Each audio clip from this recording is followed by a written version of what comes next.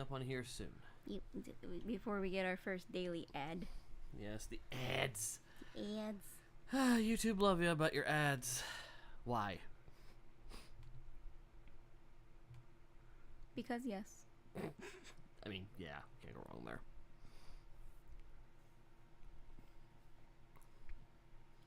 Alright, just got the notification. Alright, I'm just waiting for it to play. Alright, we got the ad. Yep, we have the chat yelling ads as we speak.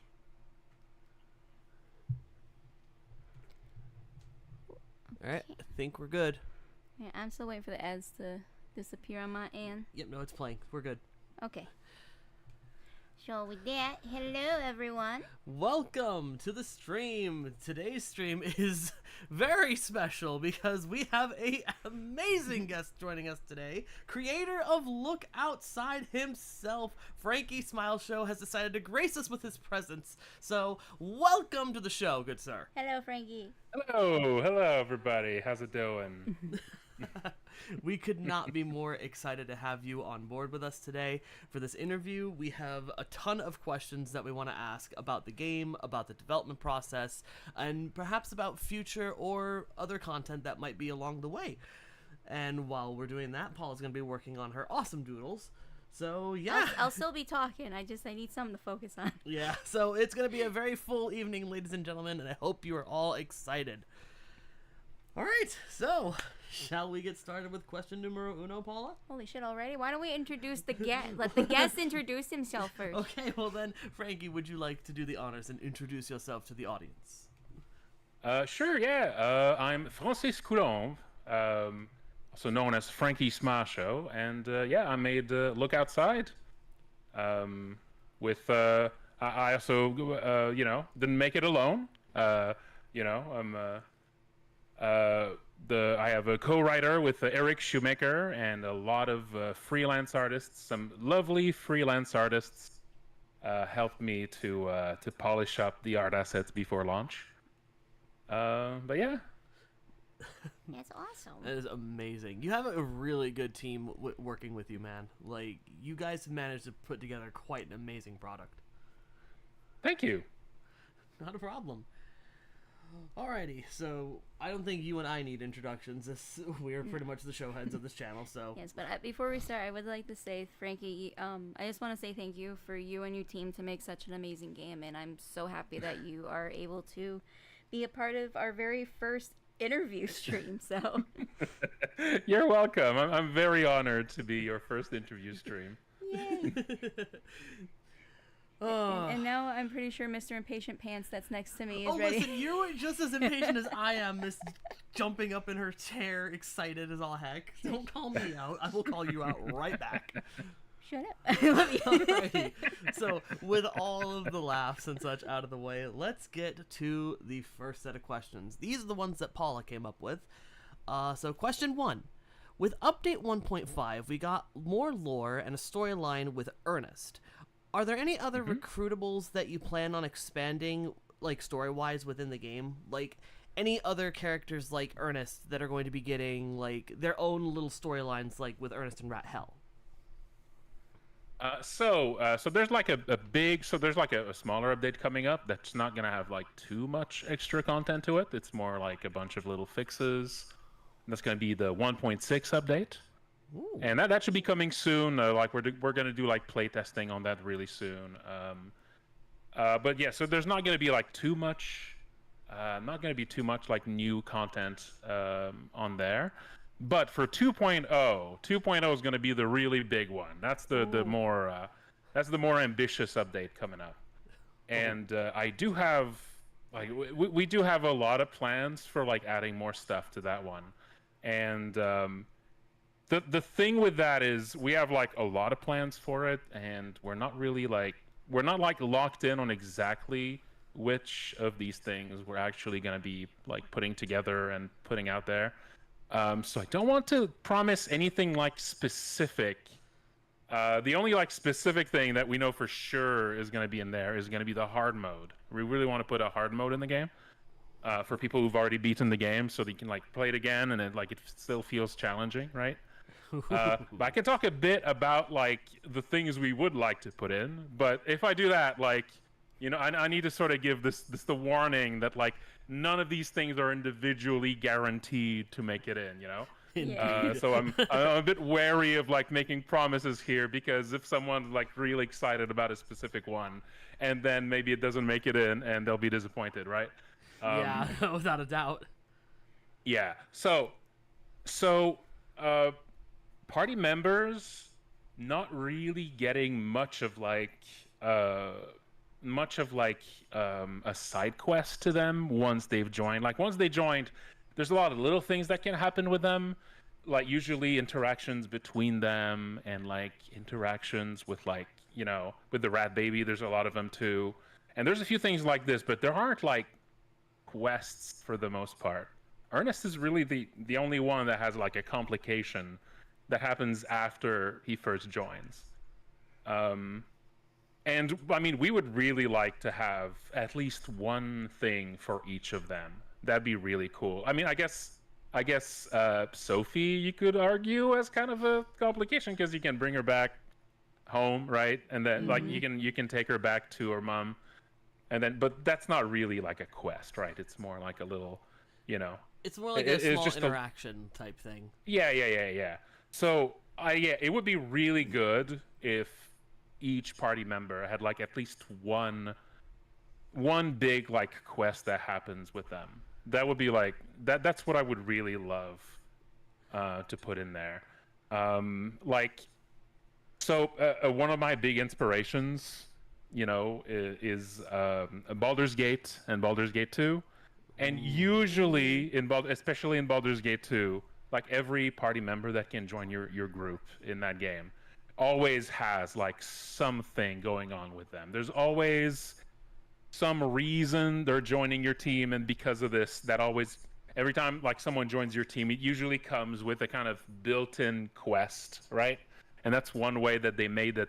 Like once a character joins your team, they feel like a dynamic member of your team, and not just a character that's going to be fighting and that's it. There's always something attached to them, right? And that makes them feel way more dynamic, I think.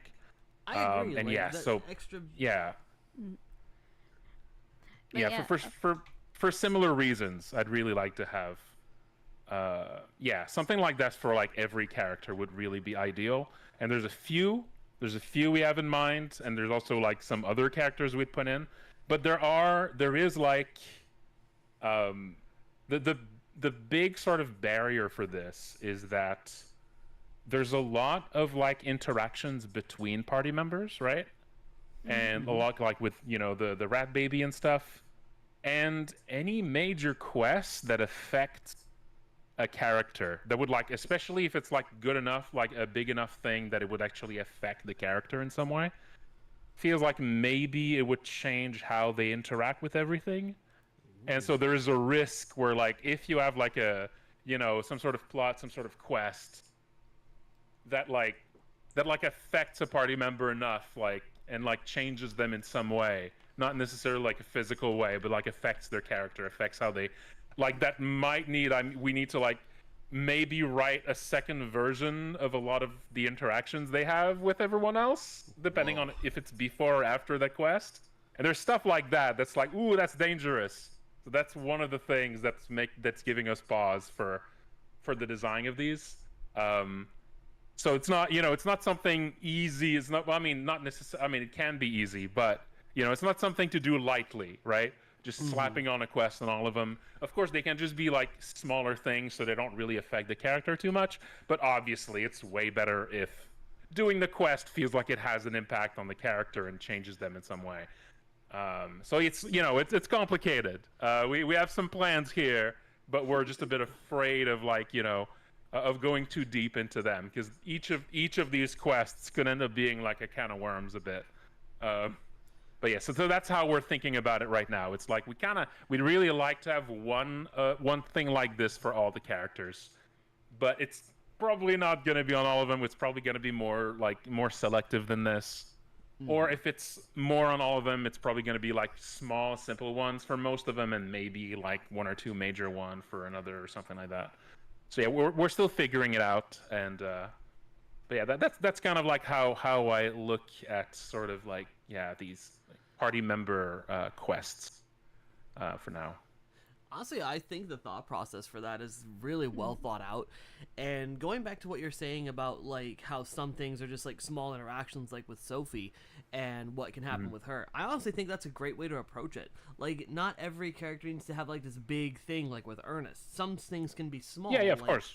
Sophie and her mom. Yeah, I mean, with Ernest, it's like a whole dungeon and everything. Of course, it doesn't need to always be, that we can't just let that be like the standard for those, or else it's definitely gonna be a can of worms, right? Oh, big time. But still, that's still like a good example of one of those quests. So things that feel like they have that kind of impact without necessarily being like involving this amount of work to it, right? Yeah. Yeah, that would be great. Or sometimes it can be something simple that doesn't necessarily have like a whole dungeon with like several bosses and stuff, but still feel major, like on a character standpoint, right? Stuff like that could be good. Or just anything that I mean, the big thing is really stuff that digs into those characters a bit, shows a bit more of their past or a bit more of their, bring out their character more. Anything that fleshes them out further is really going to be ideal there. Oh yeah, because I will say. But yeah, we'll see. Oh, sorry. No, good. But I will say I absolutely love the concept of the characters in the game, as well as the random door encounters. I think it's really cool because there's been times where we play and we hear a knock on the door. I'm like, come on, let it be so and so. Shut. For you, it's Helen. Listen, Helen ticks all the boxes for me personally. I love Helen, but that's another question. But no, I honestly think that'd be kind of cool. Like because it also would help with the randability. Like if you get this character, you can get these things. I think it'd be really cool, and I honestly can't wait to see the stuff getting implied to it. Like the I mean, adding more door encounters is another thing I'd really like to do. Just adding just way more stuff that can knock at the door. But that's another thing that's not like a simple addition, because like the more you add to the possible door encounters, the harder it's gonna be to get any individual one. So if you really want a specific character to knock at your door, say the number of door encounters doubled. Imagine how like you might play the game through several times and not meet Helen once, right? And I mean that would definitely add a lot of replayability. But if you're looking to like get a specific character, that would just never happen now. And also and it's not even just about meeting a specific character. Also just about like getting a specific kind of encounter. Like you might play an entire playthrough and not even get a single weapon shop or something, and like that would give you a really like weird you just never catch a break on like getting these kinds of supplies or those kinds of supplies. So the more we add to like the pool of encounters, the less sort of like reliable the results are, and the more. But also, I mean, that can also add replayability too. So it's not entirely a bad thing. But still, it's not something to do lightly. We got to be careful at this point. Any extra encounter at this point needs to be sort of added with care there. Yeah, like you kind of have to pick and choose which ones are gonna stick and which ones you kind of have to like. Otherwise, you'll be like your grandpa at the track. I got damn. Well, I've been working on like making a small tweak on how the door encounters are selected to sort of help add more of them without making the other encounters too much more rare, if that makes sense. It's like I've been thinking of like a way to like so there's it's kind of complicated explaining like the way the door encounters are picked. It's like a weird system with like there's 3 lists of encounters, and then there's a list of encounters. Oh my god. And it's like it picks from I mean it's not that complicated. It's just difficult to explain without like sketching it out. Basically, it's one of those things. Like it's not actually that complicated, but it's just weird to put it in words. But basically, I've been trying to like shift a bit how it's generated so that it's a bit easier for me to add more encounters, but in a way that it only makes a few specific encounters more rare. like to sort of limit the damage. So like you basically still get like recruits about as often. You know, it doesn't make them more rare, right? So getting more like roommates still, you know, still sort of stays at about the same frequency, but like, you know, the gamer might be more rare than before, or that one merchant that sells accessories might be more rare than before, you know. So like limiting the damage of these extra encounters. So I've been working on something like this that could maybe like help me out a bunch more without, you know, with limited damage on the rest. Yeah. So we'll see. Indeed. On the subject of the recruitables, who was your favorite, and are there any characters that you wanted to make recruitable that you couldn't in the game itself? Lyall was like the first. Yes. Immediately got her attention with that one. I mean, Lyall was literally like the first character I made recruitable. But then like what I wanted to do with that character for like a sort of gameplay mechanic, I just like I kept pushing it back because it was like a can of worms. It's one of those things, like it was too complicated. And so I kept pushing it back. And by the end, you know, even at launch, I was like, yeah, I still, you know, there's still so much to do. So Lyall was basically pushed out of the game for being overcomplicated. It's okay. We still love Lyall. I would hope so. But you know, putting back Lyall in as like a recruitable, as a roommate, as a potential roommate, is one of those things that I'm thinking about. That's like on the list of things I'd like to do for 2.0. But again, like I said, it's kind of a can of worms to work on. Mm-hmm. So we'll see. Listen, at least there's several things with Lyall that are on that list. Oh my There's God. several Lyall related things. And hopefully at least a few of these make it in. But we'll see. I hope you know, Frankie, whatever you add with Lyall, I will be clipping that stream to send to you to be like, thank you. Oh yeah, no, she will be all over that, Frankie. Lyall, it became one of her favorite characters instantly when she played the first time. Like, not even kidding. As soon as she saw him, she's like, who is this? Seeing streamers react to Lyall's interactions has been very fun. Always one of my favorite things. Whenever I watch a stream of someone playing Look Outside, just seeing that whole scene, trying to guess, are they gonna kiss Lyall or not before they start? And sometimes you get it wrong. Sometimes people surprise you. Right? Meanwhile, I find that most of the time, whether or not someone decides to kiss Lyall or not, is based entirely on how goofy they decide to read Lyall's voice. I found that this is like the biggest sort of sign of how they're going to respond to that trade offer, is just exactly the tone that they go with when they like just on the spot make up a voice for him. So the more they randomly skirt towards like creepy weirdo, like, you know, gun salesman or something, the less they're likely to say yes. This is a very strong pattern I've found.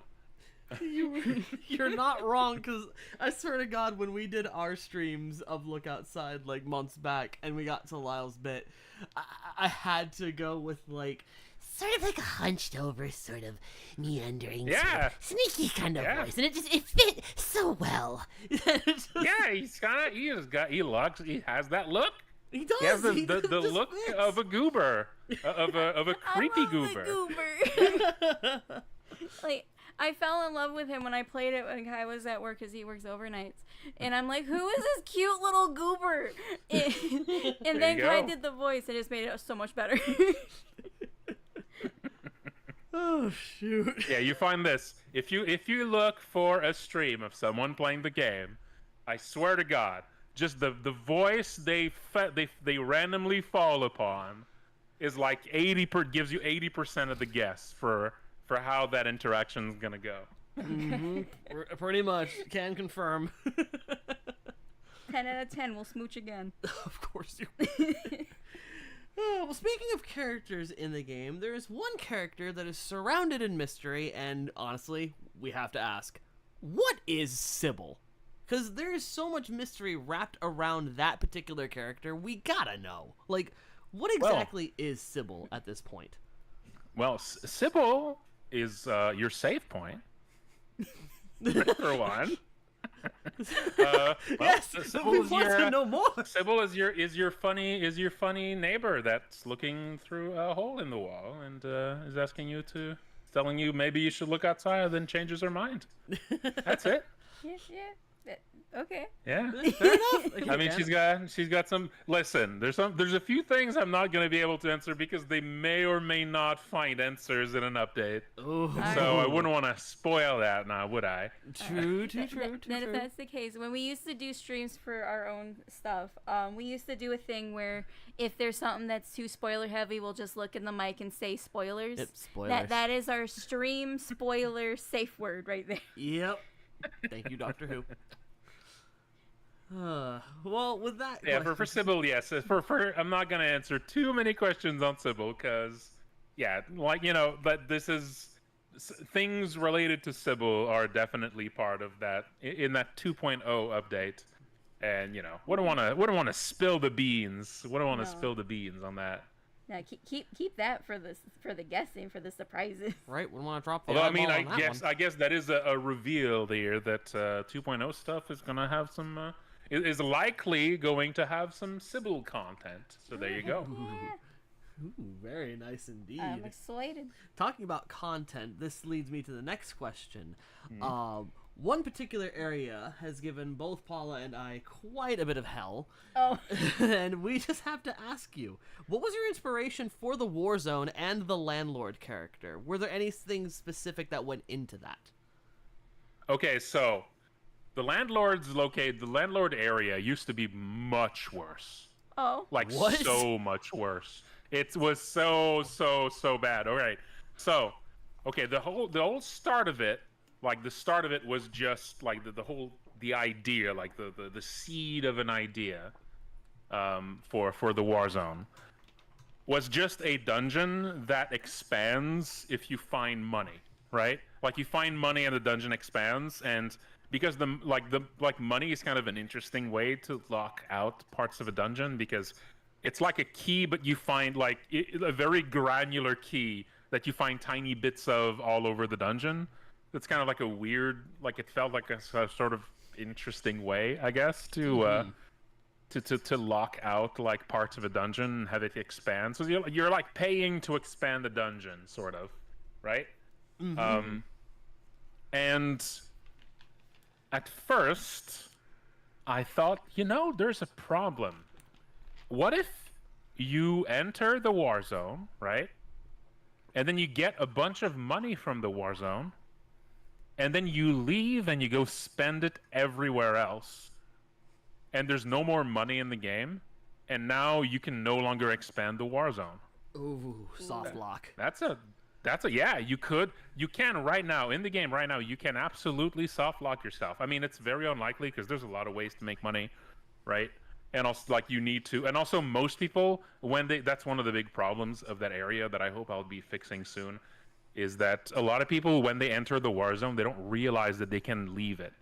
They think that they have to do it all in one go, right? So, like, as soon as they get in, they just stay in there for the entire time, and only leave once they actually complete it. But as soon as you pay once, you can actually leave right away. So that's actually one of the big problems of the Warzone, is a lot of people do it all in one go, which makes it feel even worse, even more grueling than it really is, right? But I used to have the Warzone work differently to avoid that potential soft lock, which was kind of silly in retrospect. All right, I wanted to avoid that soft lock. So how did I do it? Try to guess. How did I make it? How did I try to prevent the soft lock that if you enter the Warzone, then you can leave and spend all your money and waste it all, and now you no longer have any money? Try to make a guess. If you were trying to make that to fix this, how would you do it? Was it the landlord?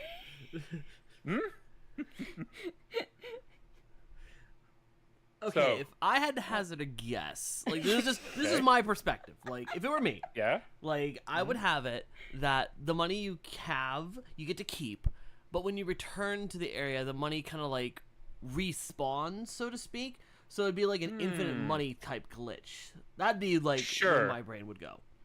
I mean, that would sort of, yeah, sure. I mean, that would actually probably be a better solution than what I was doing. What did you do, dare I ask?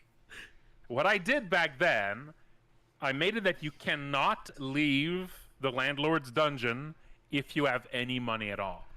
Oh. Once you're inside, the only way to leave is to give out every single cent you have left to pay towards the rent. He doesn't let you leave as long as you have cash on you. Oh. So that means any money you collect inside is locked into paying to unlock the dungeon. And I'm guessing And that if went you with money leave, you you took have in, too. 0. Oh Yeah. my god.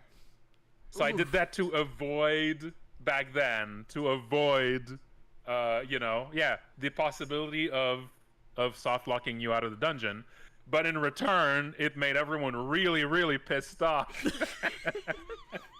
It was just the biggest bummer. Like the moment you walk into his house, your money is entirely forfeit. Every dollar you've accumulated so far is basically like taken away. And like even if it turns out the same, right? Like if you play the whole area in one go and just like, and just collect money and then pay your rent, it comes down to about the same. You just collect money and you only use some of it to pay it back. But because you're forced to like lose it, the fact you're forced made it feel so much worse, even if it was essentially the same. So that was a big problem. So I had people like playtesting the game, and they were like, "What? Why did you take all of my money away? That's a horrible thing to do." And I relented. And at first I was debating it. But listen, you don't understand. If I don't do that, you can lock yourself out of the. I was trying to defend that awful, awful design decision. The players are like, "Oh, sweet coins. Here's Frankie with like the Cat in the Hat bat meme. Just like give me your money." Yeah. So yes. So it used to be much worse. Wow. Because I was trying to avoid the soft lock, and it turns out that was really silly because has it even happened once? Probably not. I'm trying to imagine, has it even happened once that someone went in there and got all of the money and then left and then spent all of the money in the game? Like that's a stupid that's such a stupid thing that like someone could try to do this as like a challenge run or something, I could hey, see let's someone soft doing that lock as like the a game. challenge.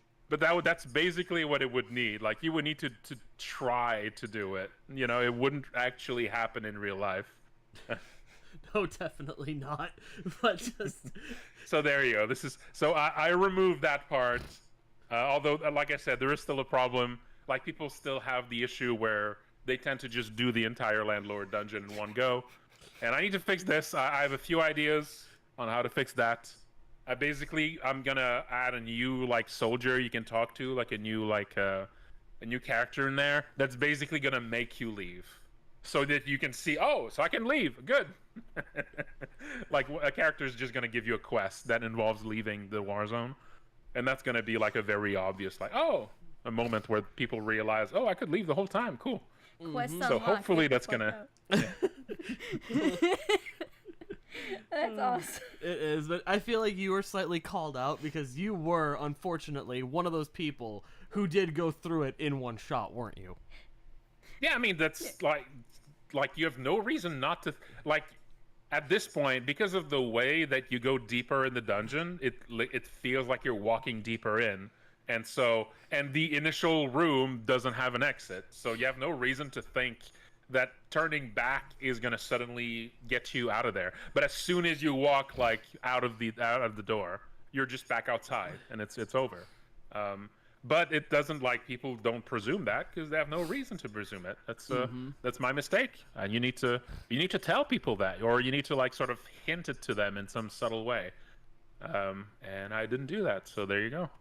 Well, hey, it's lessons learned in development, but honestly, Yeah. I'm thankful for the Warzone we have now, as opposed to what we could have had, because that Yes. just sounds like it would have been even more hell than it already is. I mean, I do really like when games do something like do the bold thing of actually like getting the player stuck somewhere and feel like they can't leave, because that's like really unusual in RPGs. So I kind of like that it used to really make you feel like you're stuck, but like it was just one notch too frustrating that it like takes all of your money away. Like that was just that was one step too far, I think. Yeah. So I'm glad that my playtesters made me see the light on that. Indeed. They just come in the next day. Frankie, we need to talk. Yeah, it's one of these things where sometimes you got you got like the game designer brain going on, and you're like, ooh, I see a flaw in this design, when in practice, like, no one would actually have a problem here. But you sort of like you want to fix the problem, and so you make the game worse to fix a problem that isn't like a real problem. Sometimes it can be tricky to have the right perspective on these things. Alrighty, well, with that out of the way, let's move on to our next question. With Look Outside having homages out the wazoo to horror media, how many horror movies or horror references did you manage to incorporate into Look Outside, for its design, for its monsters, for pretty much anything, really? Oof, that's kind of hard to say. Because I mean, it's not like keeping like a tally of it. I mean, a lot of it isn't going to be like a reference as much as it's just the things I've absorbed. All the horror media I've absorbed just influences the things I like to make, right? Like, for instance, a big one is Rafta,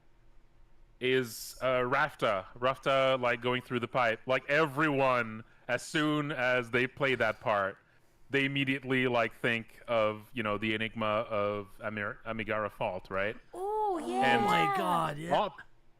And obviously it's inspired of that, but it's not actually, it wasn't like meant as a reference to it. It's just obviously inspired of it, right? Like, so like when I was making that, I wasn't thinking of the enigma of Amigara Fault, but it's obvious when you play it that, well, yeah, obviously you've read that manga.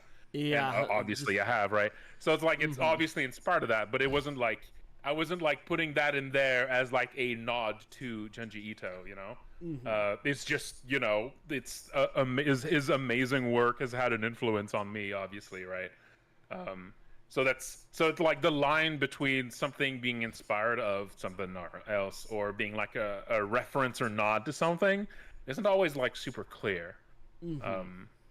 And like, like actual references to where like I was thinking of, oh, I'm putting that in there to make you think of that, is obviously like Helen having the fucking, Jason Voorhees mask. Yeah. Right. That's on purpose. Like, you're meant to see her and think serial killer. She's going to chop me into, right? That's like, that was on purpose. You open the door, you don't initially, you have a slight panic at what you see. Right, and then you make a decision with a machete. Yeah. So it's it's not always like easy to like draw the line between reference and just like inspiration. Trying to think of other like examples of things that are like a reference. So like I put that in like intending for you to think of this specific media, right? I mean, there's probably more, but I can't think of any like off the top of my head. I remember one of the streams I was able to catch when you were working on Look Outside. I think it was when you were working on Juicebox. I mentioned about, wouldn't it be kind of funny if you had like an Evil Dead reference? And you're like, well, there's one in there. A what? Evil Dead Sorry, reference. the Evil Dead reference. Yeah. For Juicebox? No, you were working on Juicebox at the time, like Okay. What was the evil? Oh, right. Yeah. So, okay, the Evil Dead reference that's in there is actually not from me.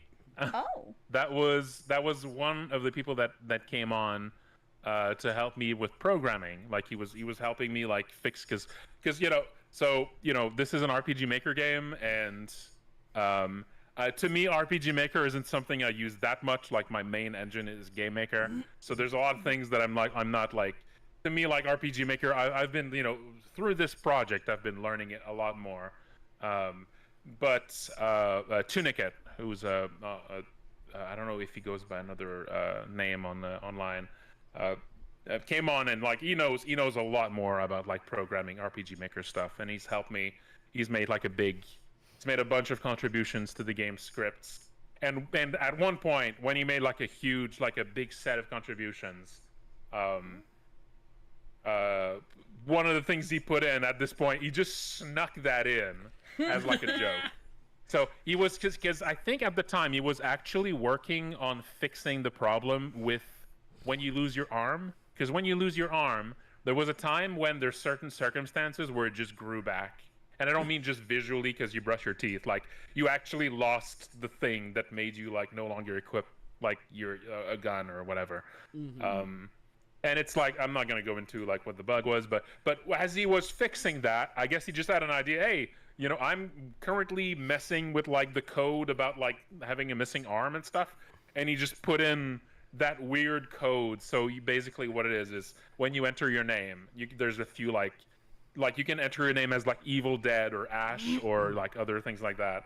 And that lets you equip a chainsaw on the hand that was chopped off. If you also have a boomstick on the other hand, basically, and that's something that he put in there. Yeah. Tell him I said thank you. Yeah, indeed. I'm trying to think of other like actual references. There's a few little things. Like there's some like small media references, right? Like there's some images, there's some sprites of like CDs and vinyl discs. Mm-hmm. And all of those are like actual albums I like, stuff like that. But that's barely a reference. It's like a tiny little, like you have to squint, and it's like the kind of thing where like if you squint at those sprites and those albums, you're gonna recognize them maybe. But otherwise, it's just gonna look like a mess of pixels, Mm-hmm. There's like also like the comic book, like the rare comic book that you can find in Fred's house is like the cover of an actual comic I really like, stuff like that, like little things. Yeah. Also, one of my favorites is in Zarya and Monty when they take over your room. You straight up put a Doom poster in there. That, for me personally, was very that made me happy. I guess that is a big one too. Also, actually, speaking of Zarya and Monty, they are a reference too. Really? Not a lot of people have caught off on that. Yeah, I was talking about Baldur's Gate earlier. Zarya and Monty are both a reference to the two first companions you find in Baldur's Gate 1. Oh, shit. Zar and Montaron. Oh, shit. That's awesome. This is why Zarya's paintball gun is called Chill Touch, which is the spell that Zara starts with. Oh, shit. And the thing about Zar and Montaron in Baldur's Gate 1 is that they're assholes, and you regret having them in your party. They attack you shortly after. They like betray you. Well, they don't always betray you, but they're likely to betray you eventually. That's great. That's amazing. So that was, so I guess that is a big reference there. And actually, I was watching Pat from Super Best Friends play. And when he saw them at the door, he had just been playing Baldur's Gate 1. He immediately caught on to that reference and then like refused to let them in based on that knowledge. He was like, "Oh, I know what this is. I know what you are." That was very funny. I couldn't believe he like immediately clocked them like that. That is amazing. We're gonna have to check that one out. I know one of Kai's favorites was the Common Writer references in the one room. Oh my god, like all over the walls, Kamen Rider references. The one bug, straight up, was one of the hardest but most fun reference fights. Like legit, I loved that. Right. Yeah. This one at first it was actually kind of easy, and I decided like because this is likely going to be the first fight you see in the basement. That means you're very likely to have saved before you go down there. So I was like, oh, I can go kind of nuts on this one. You know? Well, you definitely did. Whenever something is like in a place where you're very likely to have saved before you get there, I'm like, all right. Maybe I can up this one a few notches. I love it. Makes sense to me. Alrighty, so poor Sam. He goes through the ringer when it comes to people following him around. You got Lyall, you got the Shadow, you got Spine. My next question here is, why does Sam have so many stalkers? Well, I mean, it's maybe it has nothing to do with Sam. Maybe it's just a very stalker-rich environment. Yeah, I mean, you're not wrong. Maybe there's just a lot of stalking around, Maybe it's just part of the curse, curse. Maybe the curse just kind of does that to folks. Who knows? Maybe. Like, hey, look at this tall, handsome, unemployed man right there. I'm sorry. Okay, now, for Spine, it was like I added Spine later, right? Like Spine wasn't. At first, Spine was literally just an enemy I had forgot to put in. Really? Yeah, Spine actually was like one of the first monster sprites I made, I think. It's like she was one of the early monster sprites I made for the game. And for the longest time, I forgot that I had not used it anywhere. I just forgot. I think I misremembered putting her somewhere, or maybe I did put her somewhere and then I removed it and forgot that I removed it. Something like that, right? And then at one point I realized it just hit me that this was just an unused, perfectly usable, actually very good sprite, I think. And I was like, okay, what do I do?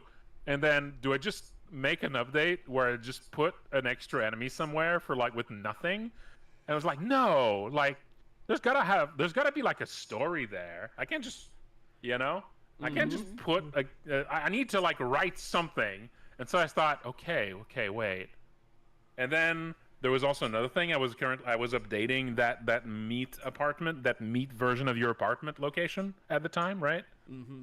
Which, side note, that apartment is freaky. Like, that whole section just, no joke, sends chills up my spine.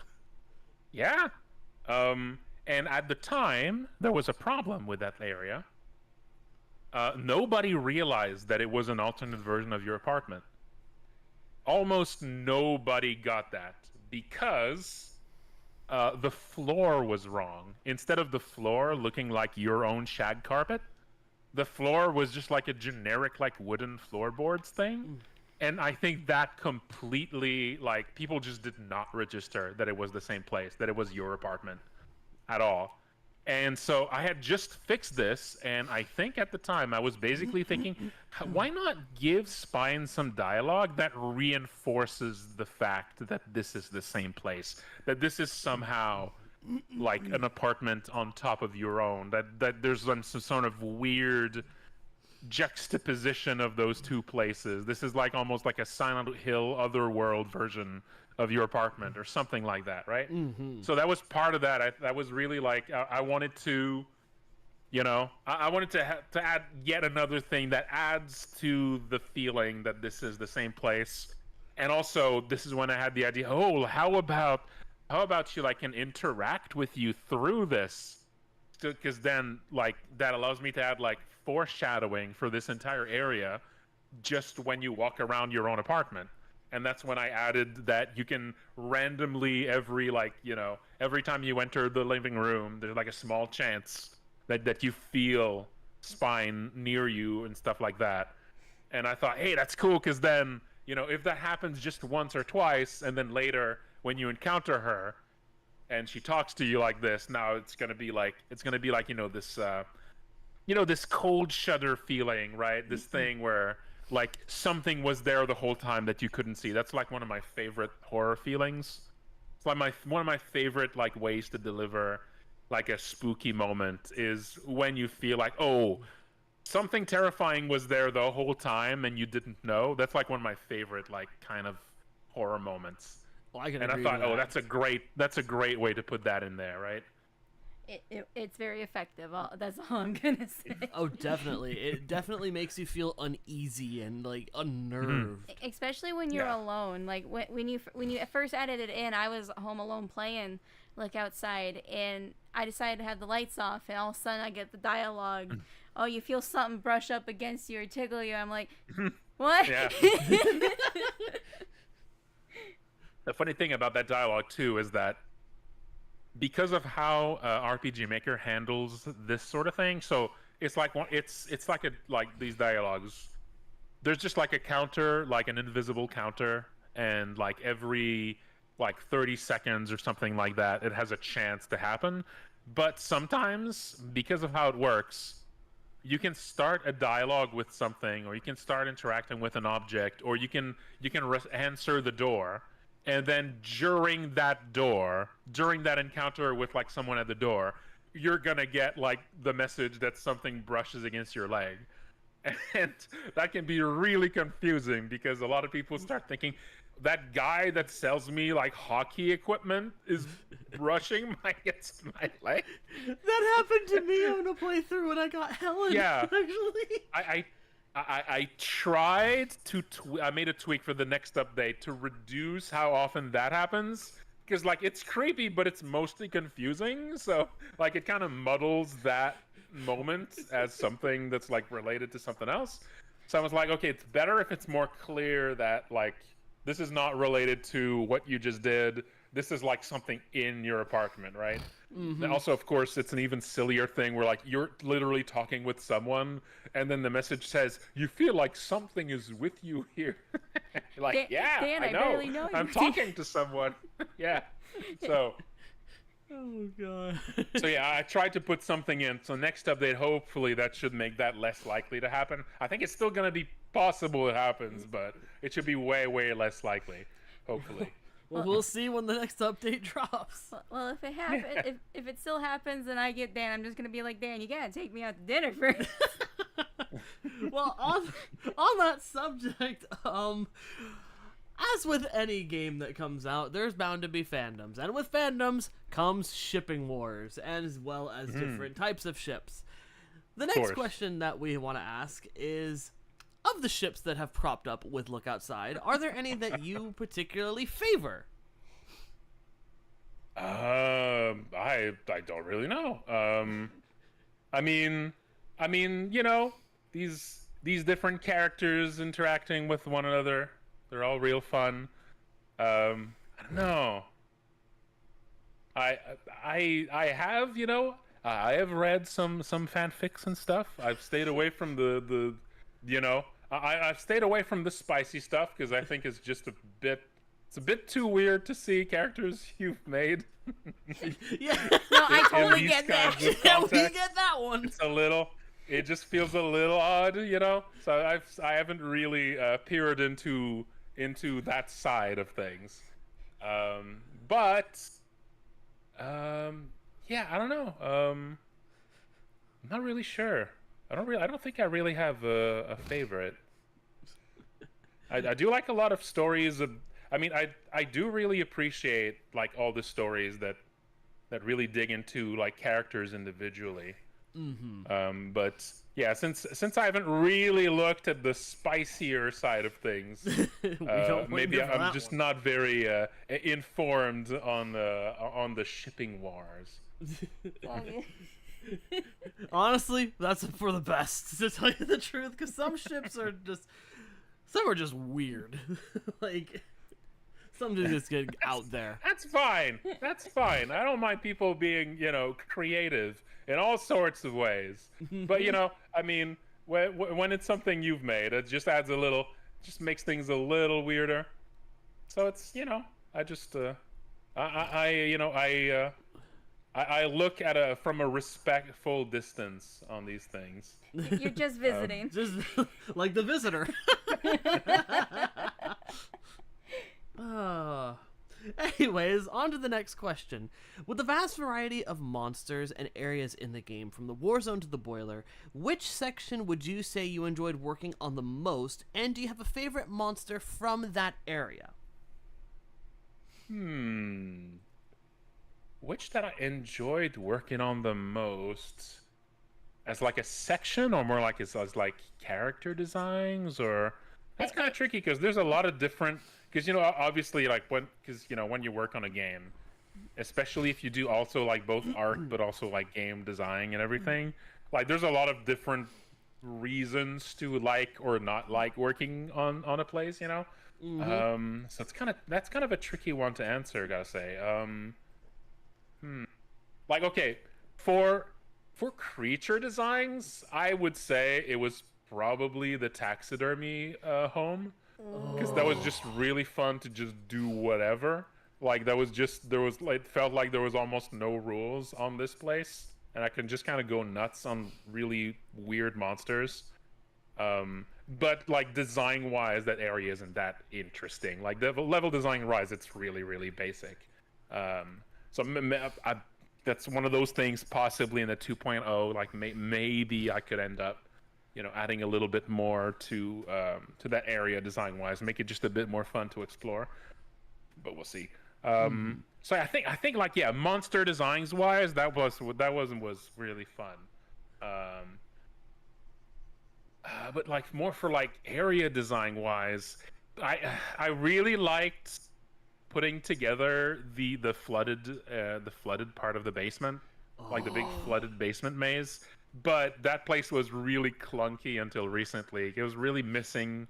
Like it's a lot better now, I think, now that there's like more things to interact with there. But at first it was just like a big maze with a lot of battles. The battles were just a bit too repetitive. So it wasn't that much fun to play through, but it was fun to put together. And I think now I think it's a little bit better to, there's a bit more stuff to help the area spacing. I think it's much improved now. Honestly, I could agree, like, especially with, like, the flooded basement, because personally, with the recent update, David and the special needs kids is, like, one of our favorite parts to that basement section, because we work in that industry, and we understand what that's like to learn the mannerisms of those individual, people. So I gotta agree with you there. Like, from a design standpoint, flooded basement definitely is went from like a area for us to like one of our favorites with this update. David is the MVP of spiders. He's still freaky looking though. Like, I love that. That's one thing I will say I love about this game. You managed to make some absolutely horrific monster designs, but then you give some of them like the sweetest, kindest backstories. Like, it's such a juxtaposition of what you'd expect something freaky to be. It's honestly really cool. Like, it makes us look forward to every update that comes out. Well, thank you. Now, I still... There's still some things I don't like about that whole encounter. I think it ends a little too suddenly. Like, there's not enough of a conclusion to it, I think. Like, right now, the only conclusion to this whole thing is basically just going to see them and just talking to all of them, and that's it. Like, it feels like it needs a little something more at the end. Needs to, like, they need to, like... I'm thinking maybe they should, like, move to, like, the group, to the, the camp. Yes, I think that'd be a great place for them to go. Yeah. Like, there needs to be a little something more at the end of it, I think. But overall, yes, I'm very happy with how it's turned out. That place, I think it's much improved. It adds a lot more like humanity to this entire area. That you're like encountering all these little characters in there, and you kind of have to learn. I mean, you don't have to because it's not kind of an optional quest, but. It really gives you something to, look up for, and yeah, I quite like how it turned out. I would honestly agree, because I think that's one of the greatest strengths of Look Outside, is that you give us the tools to do what we want to do, and there's no judgment for whatever choice we make. Like, no playthrough is the same. Well, there's a little judgment. Obviously, but like in terms of like the game, mirror judges. Oh, yeah. the mirror judges. Oh my god! But like it's fascinating to me that any path you take, the game will allow you to do that, and it's like you'll have something set up for each way that you go about it, and no one playthrough is the same as a result. It makes it so much fun to replay, because every playthrough will be different somehow, from encounters to how you go about either recruiting or fighting things, or even on what ending you choose, which leads into my next question. If you had to choose an ending that you would consider canon to the events of the story, which ending would you personally choose, and why would you choose it? Well, this might be another of those. Ooh, that might be a bit of a spoiler thing that I can't really fully answer now. Let's just say that the no going back one is.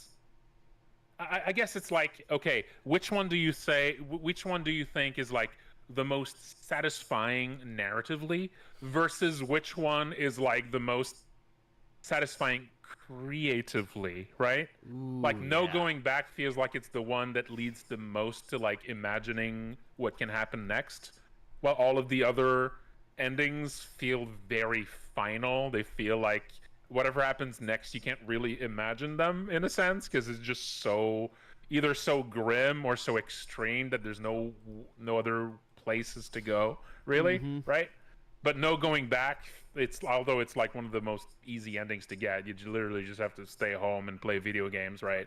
But it feels like that's the one where like it opens up the most easily to more things happening later, right? It opens up, it sort of activates the imagination more, I think.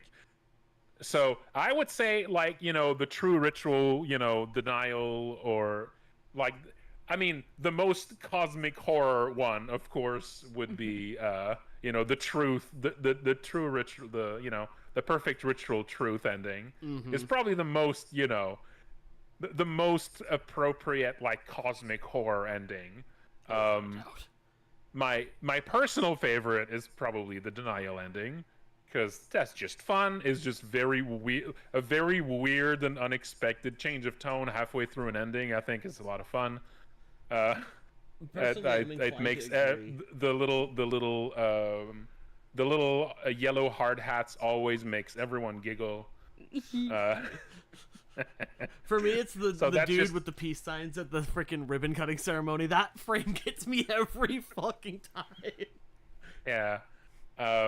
So I mean, those are really fun, but I think the most like creatively, like, sort of stimulating one, I feel, is the no going back one, because that feels like it just creates creates a setting more than anything. The world goes on, and now I feel like that's what sort of makes you think about what that world is like the most, while the others are just really hard to imagine because it's way more extreme. I can honestly see that. Like, the no going back ending does feel like it leads to a lot of different creative possibilities, since that one leaves everything open. Like, the world has pretty much just changed, which honestly does lead... World's changed, but it's also kind of the same still, so you kind of have some frames of reference. Like, you can imagine several people imagining sort of a world after this, and there's going to be some similarities between them. It's going to be like a little bit...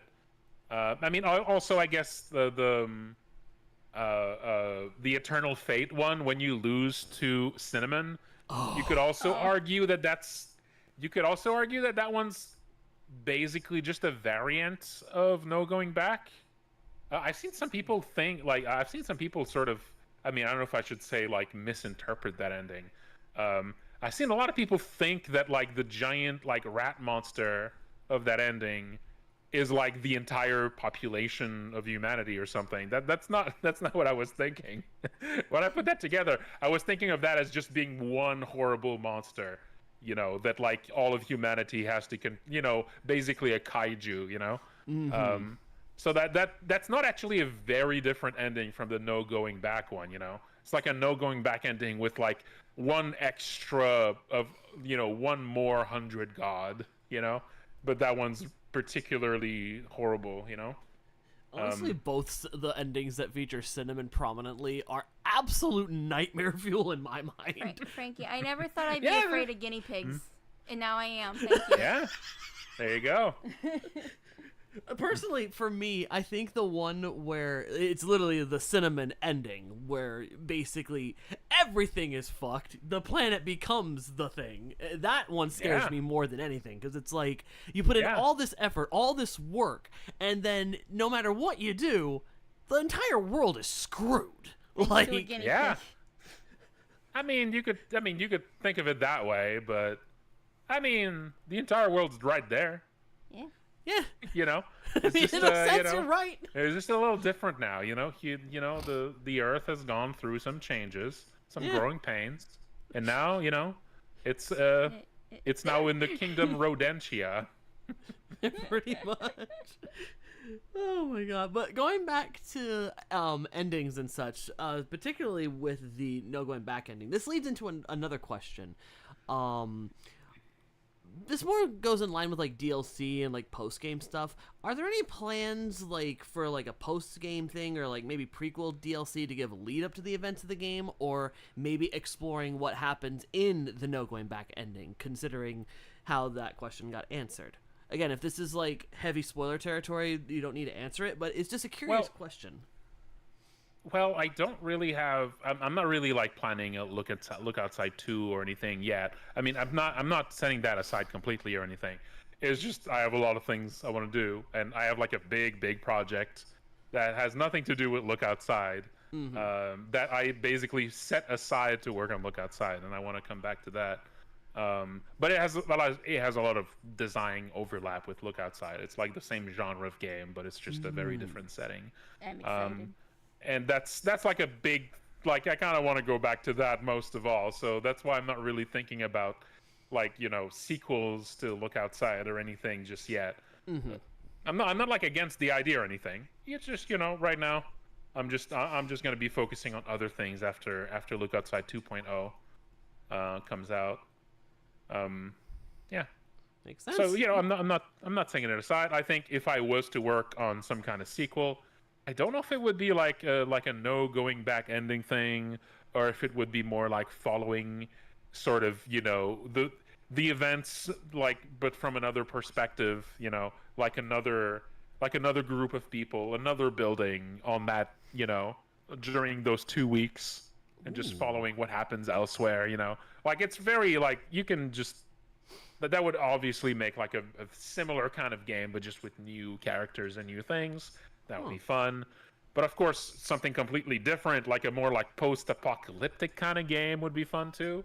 And there's a lot of stuff there that can be done. But yeah, I'm just not really thinking about that just yet. Alrighty. Makes sense to me. And in all honesty, I hadn't even considered the idea of exploring what other areas of the world would be going through during the events of the visitor. Like, that's honestly an interesting idea. I mean, there's some limitations with this because, like what actually happens ultimately at the end of those 2 weeks or during those 2 weeks depends on essentially what Sam does, right? And so if we follow the perspective of people completely like unrelated to this whole place, then that means whatever happens can't really affect the ending, Like, it's this weird thing, right? So that would be sort of like the drawback of setting it elsewhere, is that it's like it would be like inherently like a smaller event. It would be like a smaller adventure that doesn't actually affect the outcome of what happens with the visitor. But it can still be meaningful, of course. Like, not everything needs to have, world-ending, implications. But Mm-hmm. as a sequel, if a sequel is like smaller, that's always a bit weird too, right? People kind of want more; they don't want less. So that's one of the things about like making it that's just more of the same but elsewhere, is that it would kind of remove a little bit, unless it was more like an alternate reality version of it, where actually now it's like instead of Sam, now it's set somewhere else and it's different people that are in that exact situation. But I don't know. That would feel a bit weird too. Mm-hmm. Would be interesting to see that from a different perspective, but I do see what you're saying. Like having a smaller event while this major event is going on, while could be meaningful, does feel like it would be just kind of like in its own world, and then an alternate reality thing would be fascinating, but at the same time it still leads into that same end result. Yeah, and also I think that for a sequel to look outside, like people would want to see what happens to the characters they liked from the original game. Mm-hmm. Like having just a completely new set of characters. Not everyone would be into that. That would be like, oh, there would definitely be like a disappointment from people that just wanted to see more of those characters they like, because that's I'd imagine this is what most people like about the game the most, is those characters. And so if you take those away, then it's like, okay, it's a sequel to look outside, but so you always kind of have to think about like what people expect of a sequel, what people kind of want from a sequel. Mm-hmm. And because if you don't meet those expectations, people are going to be disappointed. Very and the true. sequel is usually for people that enjoyed the first game, so you can't just ignore that. Very true. Mm-hmm. Very insightful answer, I say. On to the next question. Of the vast array of boss-type monsters that you've made, like the Hellride or the Boiler Beast, which would you say was your favorite as an artist to create? Like, which of those, like, major boss encounters would you say you had the most fun designing from a creator standpoint? Oh, that's definitely Hellride. Hellride was really fun. I really like that's because that sprite is just so absurd.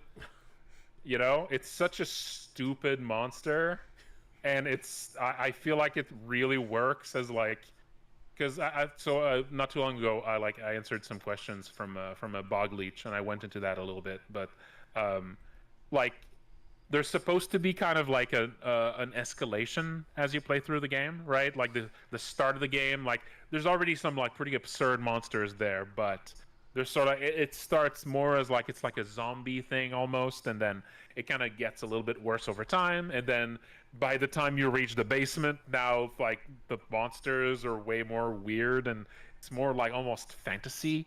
It starts skirting into fantasy, and part of that is that I wanted the player to sort of I wanted the player to have this idea of what's currently happening outside, right? Because right at the start, that's like the mystery that's set up, is what the hell is happening outside? If you could actually look outside the window, what would you see, right? And at first, I kind of wanted the players to just, imagine something vague and just a post-apocalypse thing. And it's just something horrible, some sort of, I wanted people to kind of underestimate it a little bit. And then as you see more and more absurd things, you start to sort of reevaluate just how fucked things are. Sorry for language. You're good. You're good. Like I wanted people to sort of progressively think, oh, this is not like just radiation. This is just people. It's like reality is unraveling. Like this is like a fantasy problem. It's like reality is breaking down more and more the more like And I wanted the Hellride to really embody that, to be like this. Oh, what the hell is this? Like this is this ups the ante of just how absurd and weird the apocalypse is, right? So I think that it really does that well. So I'm very happy still with how Hellride turned out. It's just this, I really like when like horror is absurd and a little bit stupid, and I think Hellride does that very well. I Honestly, only made yes. I only fully made one of the frames of Hellride though. The sort of the mid-range one before it eats you, right? The big like when you fight it at first. That's like the only one that I fully made, and the frame when it's far away, and then the frames when you're inside of it. These were drawn. I just made like basic sketches of those, and those were designed by Dumpster Cats, who made an amazing job on them. So when I'm talking about designing the monster, it's more like, I guess, like the high level designing and also like the detailing on like that one frame when it first, like, you know, when you're fighting it outside. But yeah, I'm very happy with the design. It all really came together well, and Dumpster Cats made an amazing job, especially the interior when you're in there and you're fighting its guts from within. Oh, yeah. Agreed. That's like one of my favorite parts of the Hellride sequence because it's so creative and the design is just amazing. I agree. Like, that fight alone is, I think, for every playthrough I've done, whether recorded or not, is a highlight of the game itself to me, because it is such an absurd, crazy fight that you just don't expect it, but once you finally get into it, it's just so much fun. And I'm sorry, that track that plays exclusively for that fight is so fucking good.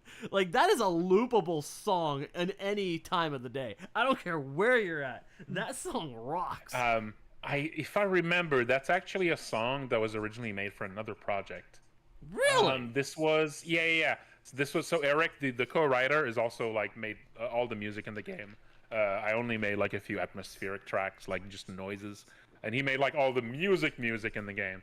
And I think if I remember, that song is a song he originally made for a kind of like futuristic violent skateboarding game, I think. And he sort of like remade it. So he didn't just take the track, like he remade it for this. And yeah, I think that was a very good fit. That is crazy. That is really cool. Like, holy shit. Oh, man. Whew, that was honestly a really cool answer. I'm not sure how this next question is going to follow it up, though, because this is more of a question that Paula and I wanted to ask after encountering him in the I would say the fungus sorry, you realm. cut out there for a moment. You cut out a little bit. Oh, I did? Okay. All right. Am I good? Yep. All right. So after encountering this particular character in the fungus area, Paula and I think the general audience at large want to know, is Phipe real? Is he real? God darn it. I mean, you have to look into your heart. Is Phipe real? Are we real? Phipe is as real as you and me. Phipe has hopes and dreams. Phipe is as real as you and me, has hopes and dreams. That is the best answer I think I could have gotten for that question. Agree. Oh my god. Honest to God, though, like, getting that particular achievement makes me burst into laughter, because of all the things that you could do with his remains, you keep them.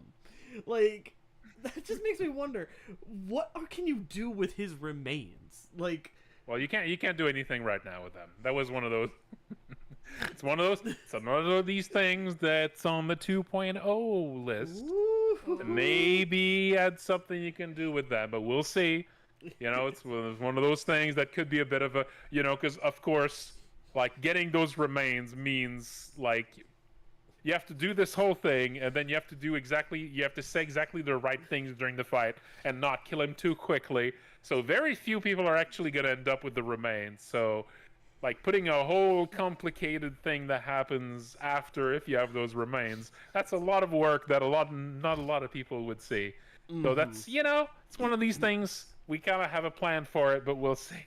We'll see. Until then, he will be in our hearts and minds forever. We'll just put him in a pot full of soil and just water him. Yeah. Which Sure. What's the worst that could happen? Listen, my plans for Philippe, I think, are very good, but I just can't guarantee.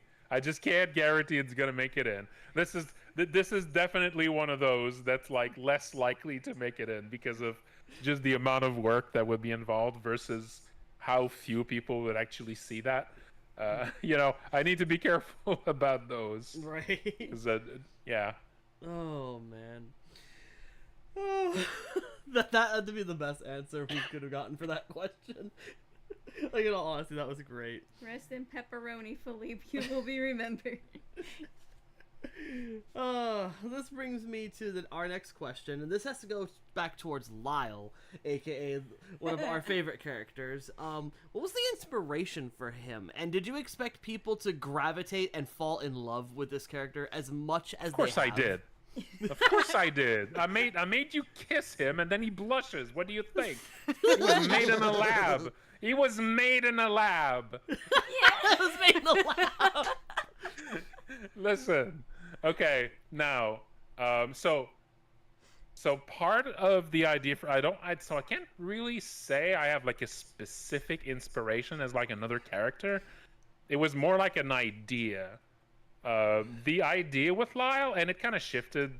Sometimes you start with like an idea and then it kind of shifts as you work on it. The idea with Lyall is that I wanted someone who's like a weird monster, but he's humanized by something bad. Ooh. Like, I wanted this character who's like, I wanted like a reveal about a character that like humanizes him, but in like it's like I wanted him to be a monster, but in a human way, if that makes sense.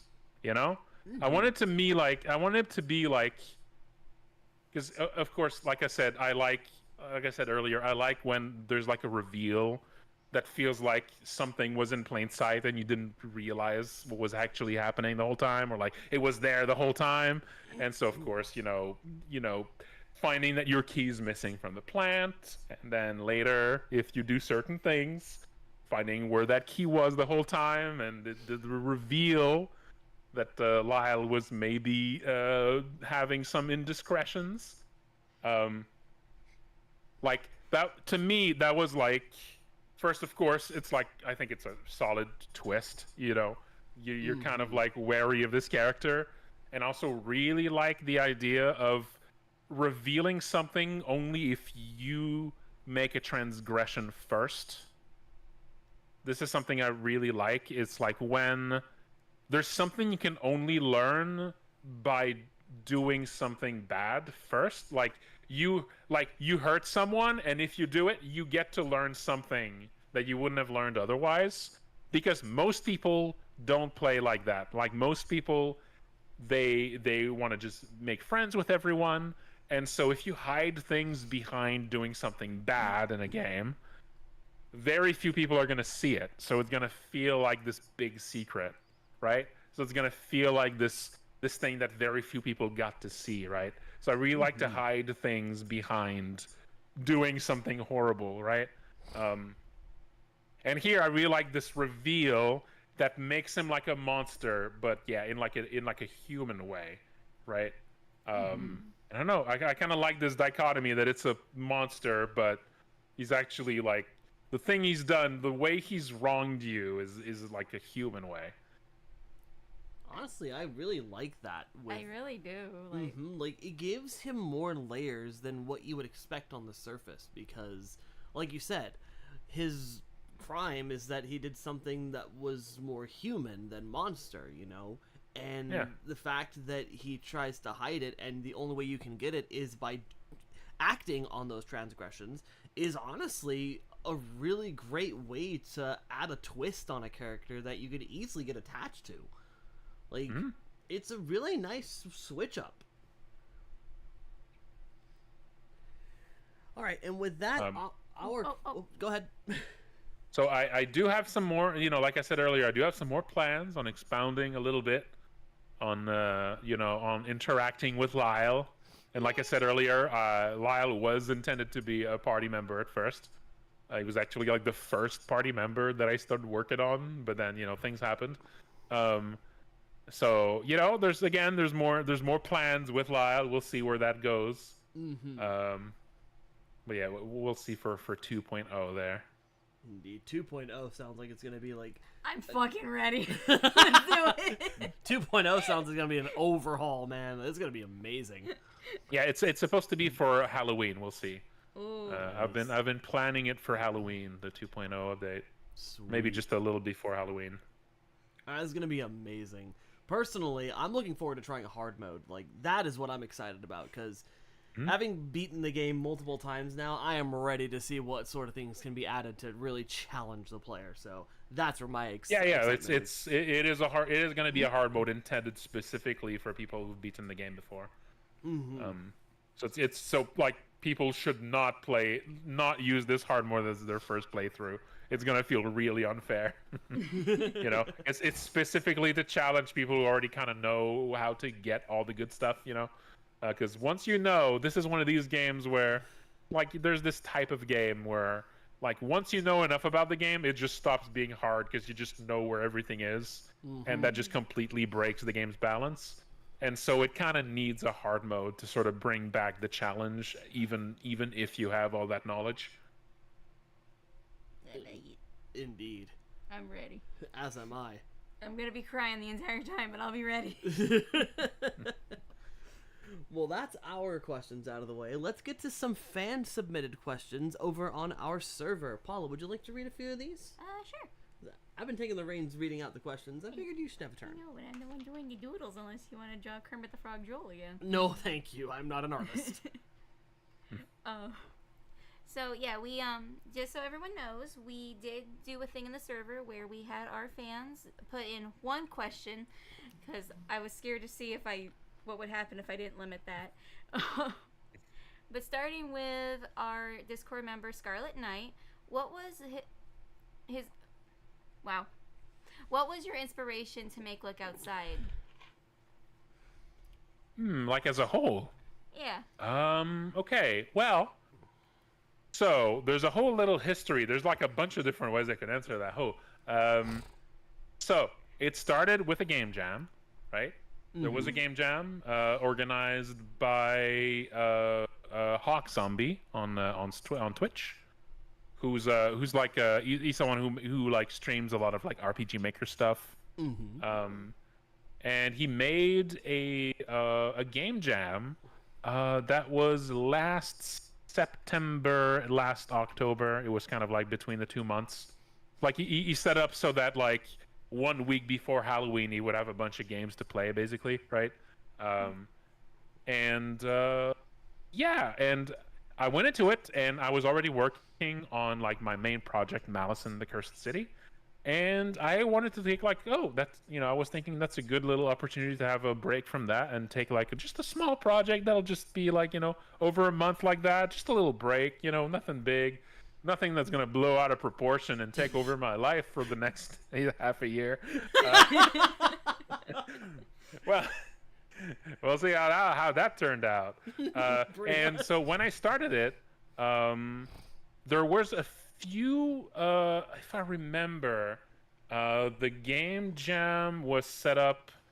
I don't think there was like any specific theme for the game jam, but there were like a list of possible things, and like two of the possible creative prompts for it was like eldritch and body horror, and I was like, hey, I love these things. And so I started just putting together something. And at first, I was thinking about one previous game I made in a game jam a few years ago with my friend Landshark Roar on Tumblr.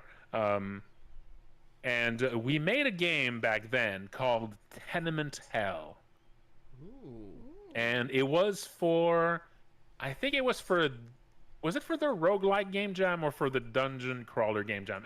It's a roguelike dungeon crawler, so it could have been for either of those. I forget. And it was now that game is currently on my itch.io, but I don't actually recommend playing it. It's not really like it didn't go super well, right? It's like it's playable, but we didn't have time to like finish it in like a satisfying way. So it feels like a prototype. It feels like a sort of half-made game. Like it's not really fun. Like it would take like maybe an extra week in the, in the oven to make it into something fun. But it was basically it was like this game where you're stuck in an apartment, familiar, and it was like there's like some sort of weird apocalypse happening outside. You don't want to look outside. Something bad's happening, but it's not clear what it is.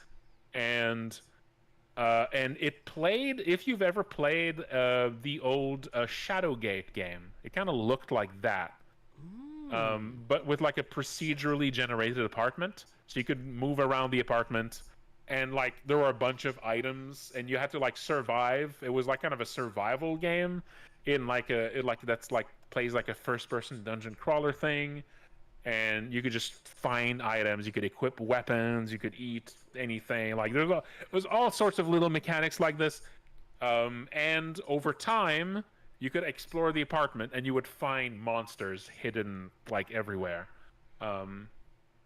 And so that was like maybe, I don't know, 5 years ago, something like that. I think it was basically like a COVID game. I think it was shortly after COVID that we made that, I think. And that was, so part of the inspiration was that. It was that older game we made that we, that had like a lot of potential, but didn't really turn into a proper game, Like if you play it now, just not, like it's cool. You can see the traces of a game there, but it feels like a prototype. It doesn't really feel like a full game. And I was kind of, part of it was just me thinking, hey, how about I try to make something like this, but I use RPG Maker instead, so I don't have to do it all myself. I can kind of keep it simple and just go straight to the point. I just make it a spooky old game. I just go straight to like making, instead of like making all sorts of complicated systems and all this, I just go straight to just making it a spooky game, right? And so that's it. I was kind of starting on this, and just the idea that you're stuck inside. And at first, it was a little bit more about just being in your apartment, and leaving your apartment was almost like a secondary thing. That's how it started, and then it sort of turned more into, okay, going out. It was more of a half and half thing, where like leaving your apartment became more and more important. And then over time, as I worked on it, it just became like a whole, like, okay, you just go back to rest. You just go back to your apartment to rest and do a few things. And then most of the game now is outside. So it sort of slowly shifted over time into being more and more about the stuff you do outside your apartment. So that's one branch of the inspirations there. There's more. My answer is going to keep going for a little while. Another branch of the inspirations here is the game Lone Survivor, if you've ever heard of that one. That is a very good indie horror game by Superflat Games. And that is a big inspiration for like sort of the mechanics of, if you've ever played this, it's kind of like a Silent Hill-esque, Resident Evil-esque, but side-scrolling horror game where you're exploring this apartment building, and you're going back home to and you have to eat food, and you kind of keep up your sanity, and it's a survival horror game. It's a really good one. And so if you played that, there is kind of an emphasis on the stuff you do back home that I really liked in that game. So that was definitely another part of the inspiration there. And another big part of the inspiration is my main project. Malice in the Cursed City, which is the thing that I set aside while I was working on Look Outside. And that game has a lot of overlap in the way how it's written, and the kind of game that it is, the kind of writing, the kind of horror too. There's a lot of overlap with Malison. And in a sense, as I worked on it, it started as something different, but over time it sort of turned into more and more of a game like Malison.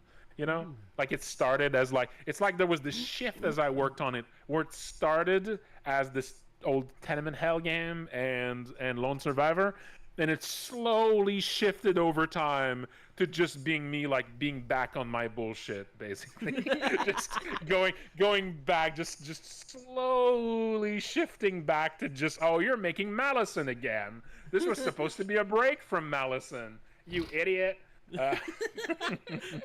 So it just slowly transitioned back to being basically, Malison, but instead of being, like a fantasy horror thing with like, in like a fantasy, medieval kind of place. It's like modern day, but otherwise it's basically the same kind of game. And yeah, so there you go. So that's why it's kind of a complicated answer. There's a lot of things. It kind of came from a lot of different things, and it shifted as I worked on it a bit. You can definitely see how things branched off, inspiration-wise, but it's cool to see all the different things that ultimately helped to create this unique sort of horror vibe, like all of these different creative outlets created this absolute beast of a thing, and it's absolutely incredible.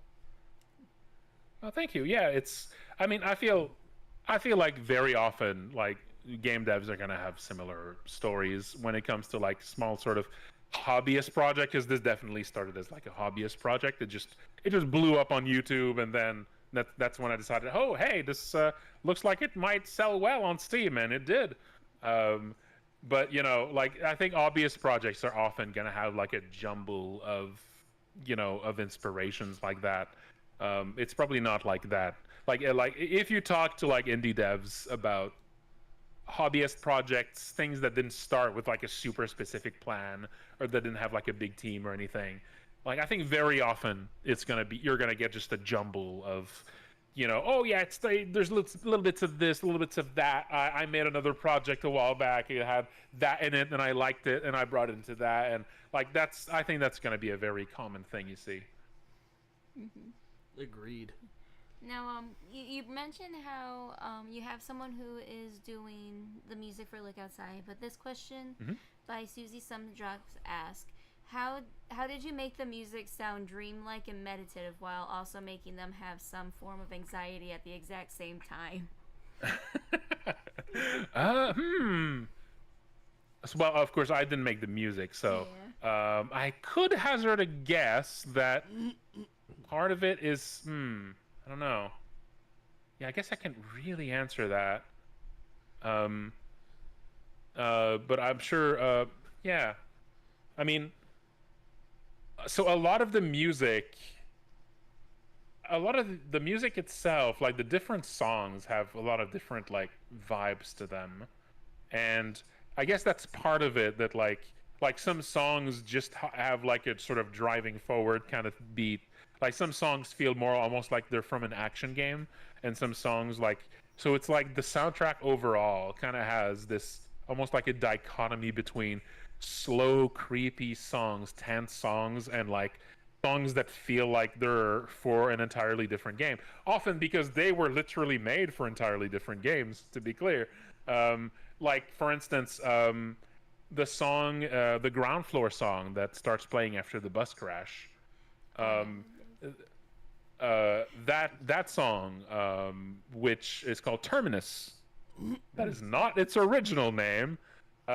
Its original name is different than that. That was originally made for a firefighting game that I made with friends in a game jam like 15 years ago now, maybe. Oh, wow. That's like an old project. I think it might have been maybe 12 years ago. It was an old project. Yeah. Should I say the original name of that song? I'm kind of curious what the original name of that song was. The original name, I think, was Bug Wiener. If I remember, there you go. Yes. So, the creator of the soundtrack, Eric Shoemaker, is kind of infamous for having very weird, funny names for his songs because he doesn't know what to call them, and he just writes a random thing every time. and you end up with really stupid names for tracks. And so yeah, there you go. This is why the songs in the soundtrack, I named them. I can see because why, they would all be named like that otherwise.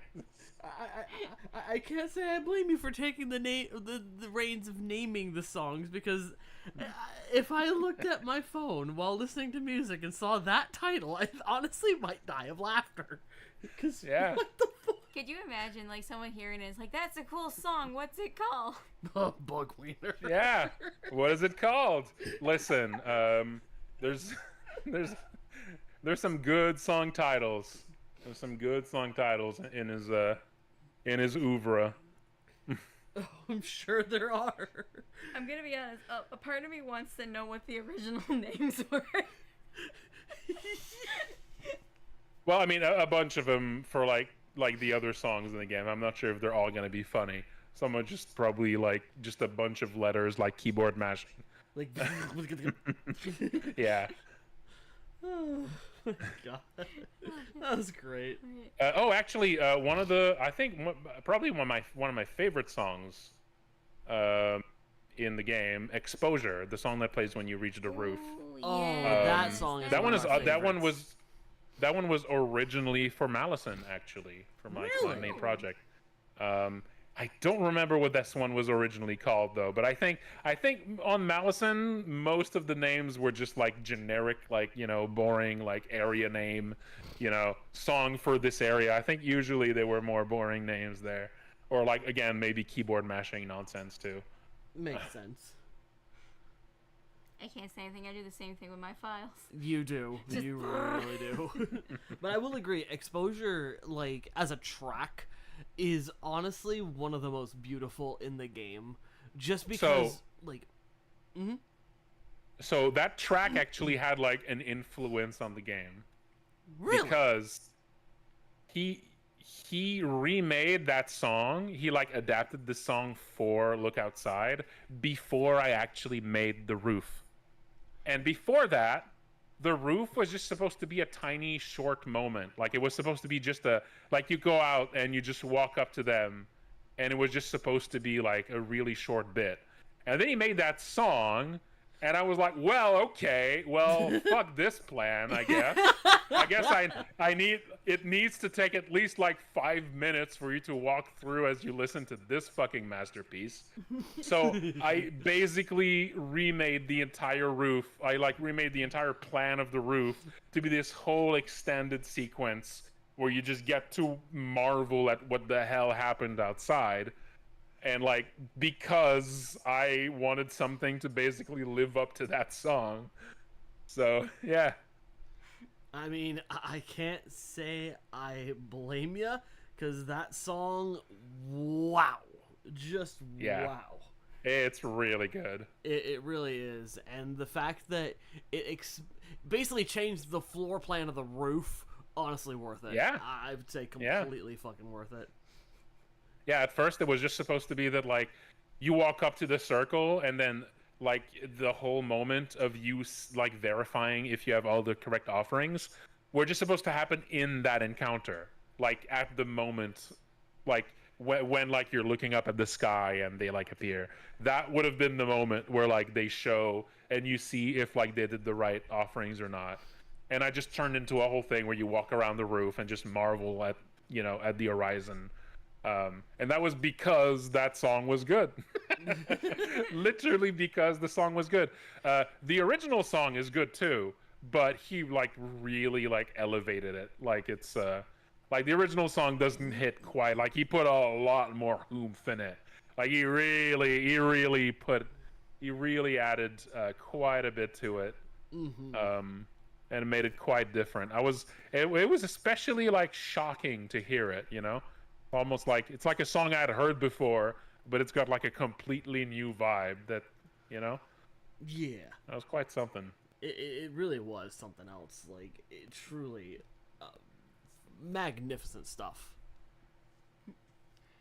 Yes. And next question from our wonderful server, Jonathan Kennedy. Where Were there any characters that you found hard to make? Like any design complications with any of the characters? Characters or monsters? Like a Maybe. design, because the characters like visually were fairly simple. It was like more like the monsters.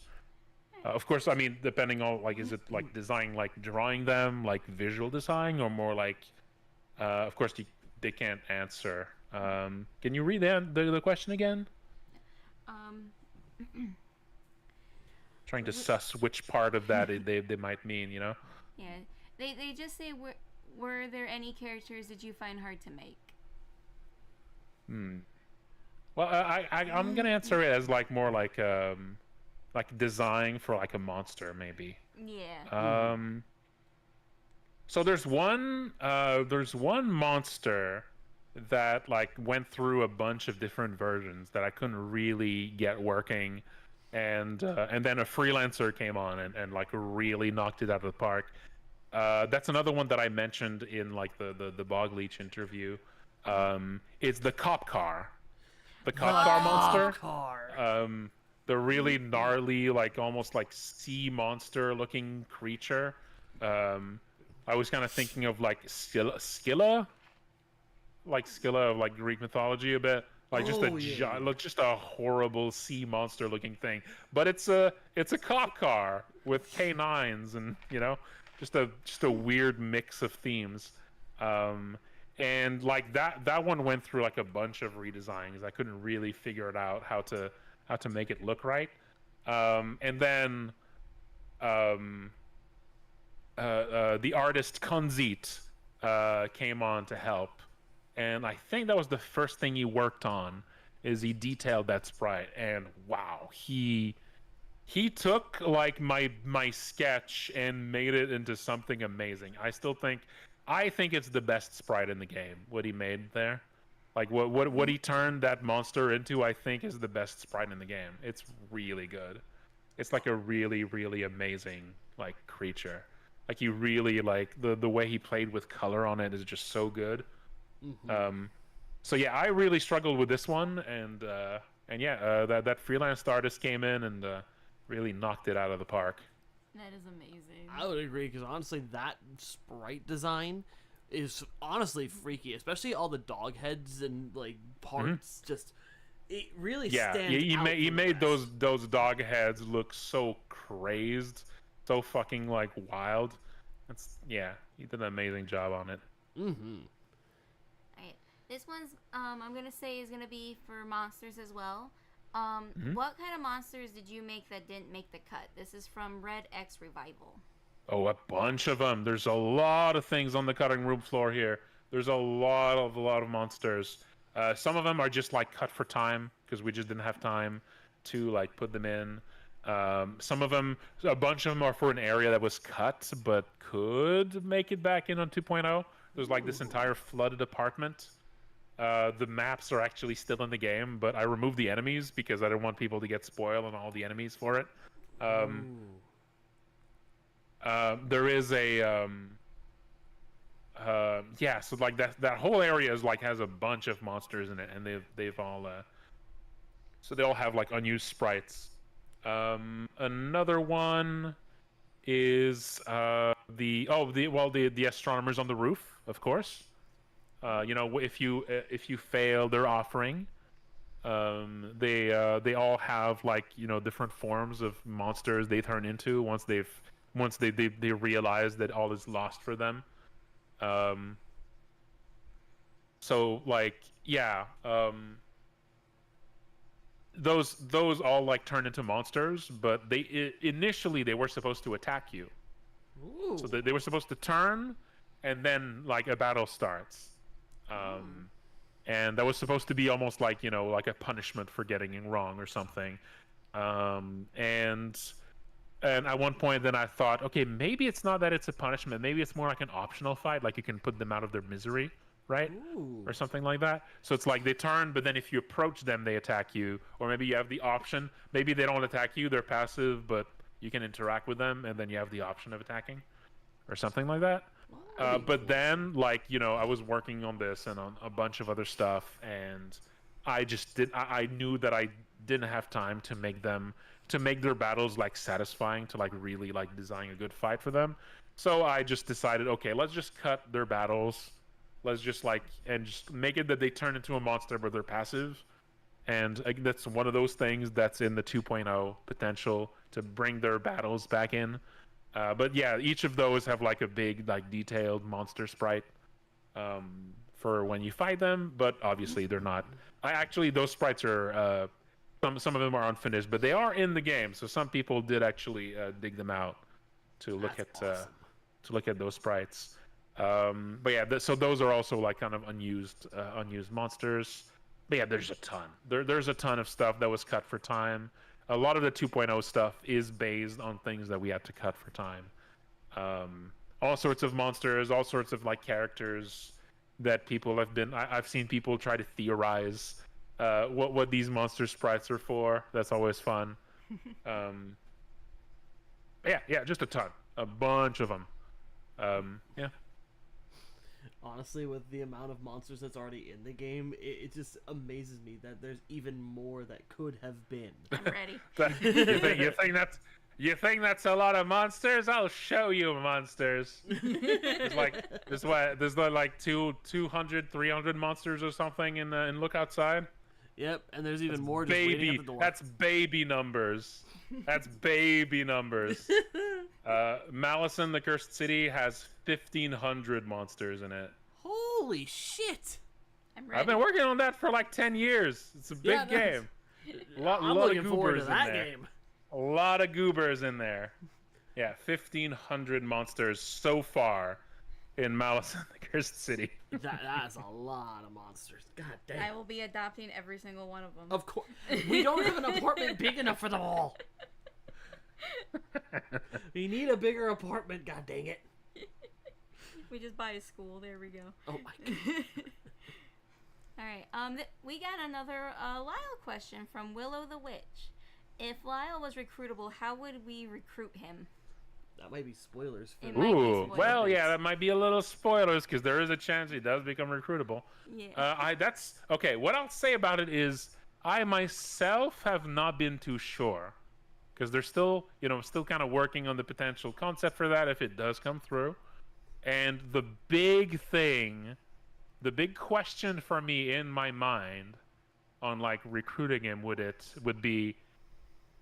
be like before or after you might find about his indiscretions, because that would change the dynamic very much, so I'm still not sure if it should be like set up so that it's like, you find out about what he's done and then you have the option, or maybe like differently, so I'm still not sure like which of these two would make the most effective drama, which of these two is like the best. Still not really sure. Still kind of like sketching out how these things might go. We'll see. Yeet. Right, next question by just the silly. Are there any more recruitables you plan to add to the game? I believe you kind of mentioned that when we brought up the. Yeah. There's a bunch of potential ones being planned out. Another one actually that was planned out from the start was Aster. Really? Aster was actually supposed to join you. Yeah. Oh, that'd be cool. But that one was also set aside. There's actually like interactions that both Lyall and Aster have with the rat baby in the game, like in the code. But it's like they're just not in there. So yeah, you can I've never actually get gotten those. like on a rare occasion, I actually did get a Lyall interaction with the rat baby. I don't know if it was a glitch or not. That was a bug. Yeah, that was a bug of like one of the I think it was actually because of the random spine interaction. Like how spine has like a small chance of having having a message appear while you do something else, and I think it's like it happened because if you talked to the rat baby and be like between when you initiate the interaction with the rat baby and then when it looks to see if it has an interaction with one of your party members, if the spine trigger happens in between the two, it messes with the numbers, it messes with the variables or something, and that caused that. Something like that. It was like a weird, obscure bug of like two things interacting badly. Anyway, so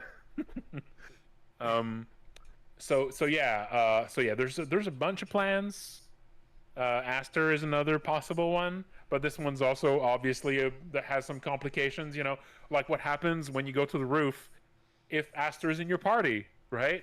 That's all sorts of weird things happen then. But that's fun. I kind of like that this could turn into like a weird version of this encounter. Like there's all sorts of fun ways that this could, play out. The Asters are doing a Spider-Man pointing meme. Oh god. Goodness gracious, that would be kind of. Oh, you mean like you go on the roof and you have Aster in your party and he's also out there? Yeah, and they just point at.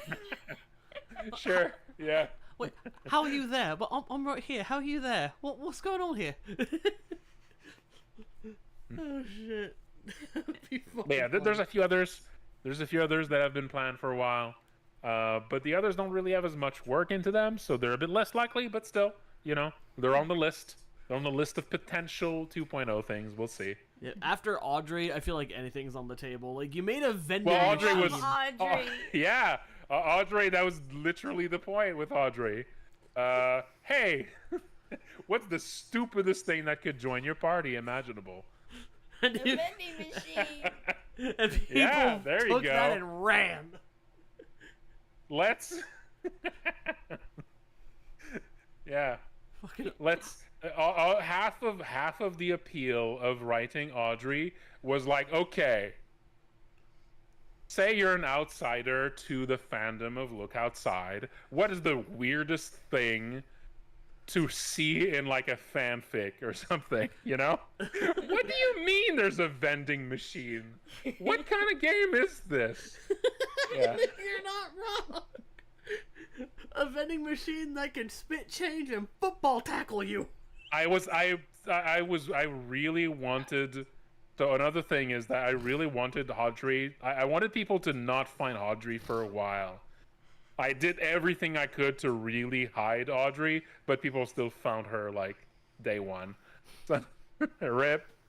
I really wanted Audrey to stay hidden for a while. I even like obfuscated her in like the game's code so that it's not super obvious that there's an extra character. But it didn't matter. People just found her immediately. Gamers are good like that. They can suss that shit Yeah. out. You're just sitting there in your chair, and you're like, "Oh, this is gonna be a while," and then all of a sudden, like, there she is. Sorry, you're cutting out. You're cutting out. Oh, sorry. I was saying, when you made Audrey, you were just sitting in your chair like, "Oh, no one's gonna find her," and then just 5 seconds later, there she is. Yeah. Which brings up the next question by Neon Kiwi. Will there be any more endings added in the future? Yes. There's a few endings we want to put in. Again, that's more stuff that's like, 2.0 has a list, and we're not sure what's going to make it in. But yes, there's like a bunch of little things we're planning here. We're just not sure which of these are going to make it in. But there's one that I would really like to put in. But yeah, I don't want to say too much, obviously, because that would be spoilers. Major spoilers. All right, so what question do you want to go for next? I'm gonna have you kick back over and read. All right, so Because I gotta BRB, but alrighty. I'll be right back. Well, while Paula goes BRB, I want to ask a question that was submitted by Rosita Norway, and this has to do with the latest 1.5 update. What is the relationship between Sam and the slug monster, the one that has the same hair as Sam? And honestly, I'm kind of curious too, because that monster like threw us The one that has off. the same hair as Sam? Well, sort What of do like you spiked mean? up. Okay, I No, heard this. The slug monster's hair is literally supposed to be slugs. Oh shit. I think they misinterpreted the sprite a bit. Well, maybe Maybe it's a not little. clear enough. These little bit. Now I'm gonna BRB. I heard the slug monster question. I had to come back. I'm sorry. Yeah, is there like a correlation? Because the dialogue seems to imply that. Yeah. Well, so okay. So I actually made that monster live on my stream, and I remember that moment. I remember that moment that I made that monster live on stream, and I said, "What would be the worst possible thing that this thing could tell you?" Oh. And that's basically it. Honestly, yeah. So I don't have any like specific thing for like what, like, you know, what is this? Who is this character exactly? You know, like the writing of this character is literally, this is someone that you know, and you have no way of knowing who because they're too far gone, and that's just the horror of that moment. Is that, you know? So you know, the player is free to imagine. Who would it be the most horrible for this person to be, you know? Like, with the way the dialogue is written, you could take that in so many different directions. Yeah. 'Cause it could just be like... Yeah, it's deliberately sort of left up to you to just imagine the worst possible thing you can. And oh god, you can imagine some terrible fucking things, like either just a random friend that they knew or a family member that came to visit. Like, there are so many directions that can go. Yeah. Oh. Yeah, that's a very cool answer in all honesty. And like you can tell that they can tell that you don't know who they are, and that's alarming to them, and that's when they realize just what's happened to them fully. And yeah, it's not great. It's a little bleak. It is, but honestly, in situations like that where cosmic horror takes hold, situations do feel bleak. Very seldom in a cosmic horror setting do things actually turn out in a positive. Yeah, you kind of need to keep a little bit of that darkness in there, or you know, the game just becomes a little too sunshine and rainbows, which there's a few moments where that game risks that a little bit. I wanted to add just a little bit of bleakness back in there, especially because, you know, like, depending on the timing of how you explore things, you know, some people only get to like Mutt's shop after they've really like explored the the Warzone area. So depending on like the timing of when you explore things, you know, you could be just right on the heels of talking to a bunch of weird, like, silly goober monsters, and you know, like, you could be in sort of like a very much in like this this straight line of, you know, oh, everything's gonna be fine actually, and you know, kind of needed to rein that in a little bit. Makes sense. You don't want things to be too lighthearted and optimistic. You gotta have that darkness to go along. Yeah, especially since you're just about to meet yet more friendly monsters. Although there is a little bit of tragedy there too, with you know, the like camp, the monster camp with Musette and all of them. Yeah, you know, with oh, that's embarrassing. I forgot the name of the guy that turned into a big old blob. Oh man, I know which blob you're talking about. The one with all the mouths and eyeballs that just kind of like slinks around. You only hear his name like once or twice, but yeah. Yeah, I think, wasn't it like Robert or something? Robert? No, I swear it started with an R. Well, it's fine. We can move on. I do feel bad for him though. Like, God, that is a Michael. thing. Yes, it was Michael. I think. Michael. Yeah, it was Michael. There you go. So Michael does bring back a little bit of bleakness, but some people, like, depending on who you talk to, you might not actually get that. Like, you need to dig into some of the dialogue to get the backstory there. So depending on where you go, like, you might not actually get the more bleak part of this encounter, and you might just waltz into, like, you know, the underground parking, and there everything's goofy as hell. So, you know, gonna have to like add a bit more of those bleak tone landmines.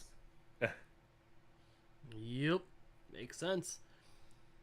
All right, this next question comes to us courtesy of SG the Multiverse Magby, and they ask, who was a character you loved designing, both in look and in backstory?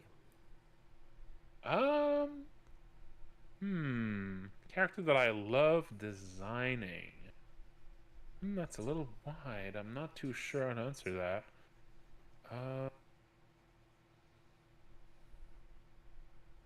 Okay, well, I could go into a little bit of like designing. I could go into a little bit of designing Audrey, the vending machine. So I mean, yeah, I mean she was pretty fun to put together. Obviously, a lot of her design was around recruiting her very unexpected. Uh, you know,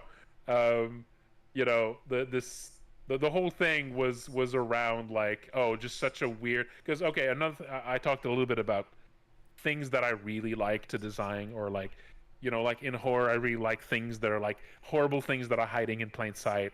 But more generally, design wise, one thing I really like is little things that have like a big sort of turn in them, right?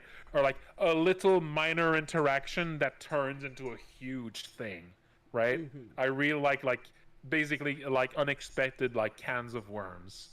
And so I really like the idea of going to a vending machine and just looking at what one of the options is advice, what, and that leads to recruiting a vending machine in your party. I love that. That's the kind of thing I want in my video game, So a lot of that was about like the idea of like just pulling at a string and having just something unravel into like something like much bigger than you expected, and it just keeps unraveling, and then eventually you have a giant red box following you around. So big that her freaking character sprite is just literally a box. Yeah. Which I fucking adore that design so choice. So yeah. So that's something I really like to design overall. Just things that start as a tiny thing and then turn into a whole thing. Also, Rafta, the whole thing with Rafta is also another example of this. It's like you start... It starts with just a weird interaction. I've seen very few people point out just how weird the first interaction is, I feel. Like, honestly, I've seen a lot of weird looking back. So interacting with the pipe, obviously, and there's a voice coming out of a pipe. Okay, obviously people point out, oh, that's weird. That makes people uncomfortable. Obviously, it's a weird thing to learn about someone that they're stuck in a tiny pipe. But the follow up where you ask her for advice, and she asks you to help her write a love letter to someone, that change in tone there. I was surprised that very few people note how weird of a turn that is. That was meant to feel weird. That was meant to feel sudden, but people really take it in stride, which I think is really funny. Maybe it's because people take it in stride because not too long ago they kissed a weird giant thing. It happens just a few minutes after Lyall, so maybe that just puts people in a love wins kind of mood, Maybe. So that could be the reason. But anyway, so the whole thing with Rafta and like following up like the love letter thing, and then all the shit that happens after that from there. That was also another case of like trying to design a can of worms scenario. This one more literal than others. Oh, in Rafta's case, definitely literal. Yes.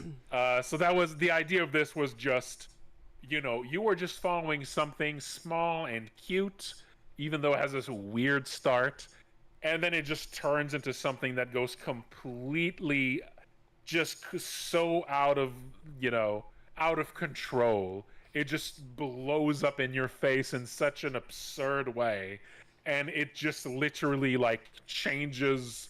Like it doesn't even stay contained to these two characters. It starts affecting a bunch of other stuff like that. I really like this sort of feeling like you're completely out of control all of a sudden, you know? Mm-hmm. You've completely lost control of the situation and you don't know what to do. You're just completely overwhelmed. That was the point of that one. And I really like, I think this one worked out really well for that. Honestly, agreed. Like, genuinely with the Rafta subplot, I feel the worst for Eugene. That poor bastard did not deserve to go through what he went through, in my opinion. Now, like, dude's just trying to run his business. He did not need to get eaten by a fucking tentacle worm monster head. Like, that's a horrible way to go. I'm sure he's fine. He okay? Okay, so the reason, I also like, I think that was added in 1.5. The stuff that you can enter Eugene's house and you can find out all of his backstory there. That was all added in like 1.5, and literally it was specifically added as like it was like meant as like a reversal for what happens with Lyall, if that makes sense. Where like, if you kill Lyall and then afterwards you find out that, oh, like he was a stalker, and that like makes you feel complicated things, and I wanted people to like expect that with Eugene it was going to be a similar thing. That like, in a way, it's like, okay, they shot and killed Eugene so that they can just loot his they can just loot his shop and be basically set for the rest of the game items wise. All it costed them was a little bit of murder. And then I wanted people to have this sort of like arc where, oh, I can go inside. Oh, I can check inside his building. Cool. I wonder what I'm going to find there. And then they find more items and stuff. And, ooh, there's a secret? There's a secret passage? There's like you can push that bookcase and you can go behind there. And then, like, you enter the creepy back room and you see, like, a head on the floor. And now I wanted people to, like, have hope that, ooh, maybe I'm going to be let off the hook for my murder. Maybe he was like some weird like serial killer or something, I wanted that. I wanted to give them this sort of weird, like, I wanted people to have this weird meta hope that the game is going to let them off the hook for killing this innocent man and taking all of his stuff. And then to just rip that away by basically making him Jesus Christ. Where the more they learn about him, the worse they feel about what they've done. That was literally the whole concept of that. Just making people feel as worse as possible. I told you Eugene was good. This is why I spare the poor man. He does not deserve it. He is literally look outside Jesus. I don't have a problem. You have a problem. Anywho, next question comes from user Sonic Brine. Was making Joel's brother Benjamin's tragic death emotional for you while making it? I don't know. I mean, when you write something, there's a little bit of distance you have from it, because instead of like, it doesn't quite hit you emotionally like reading it, because you're kind of thinking of it as like in a technical way, like when you're crafting something to hit emotionally, it doesn't really hit you the same way because it gives you just a little bit of distance from it. I mean, but you still have to feel it because that's how you make it hit that way, right? You need to kind of use your own sort of empathy to know that, okay, yeah, this is working, But there's always like a little bit of distance from it, It's kind of like, you're in a lab. You're in a lab trying to craft a sad moment, and that's always going to feel. It's like seeing it happen from the ground up. Makes it feel contrived in a way that it doesn't when you're just like going through that moment or when you're reading it. There's always, like, whenever you're designing, whenever you're writing, there's always like a side of it that feels contrived because you're typing it down. You're like making the mechanics and all the like gameplay mechanics involved in it, you know, that always like adds a little bit of distance from it, so you don't really feel it the same way. I don't think. You still need to feel it a bit, or else you don't even know if it's working, you know. So you kind of have to, but that's also always kind of a point that makes it. It actually makes writing things a little bit more difficult. That distance you have from it, it's always it's never super obvious whether something is working or not, right? Because you know that distance is not gonna make it hit really as much as it would to someone reading it.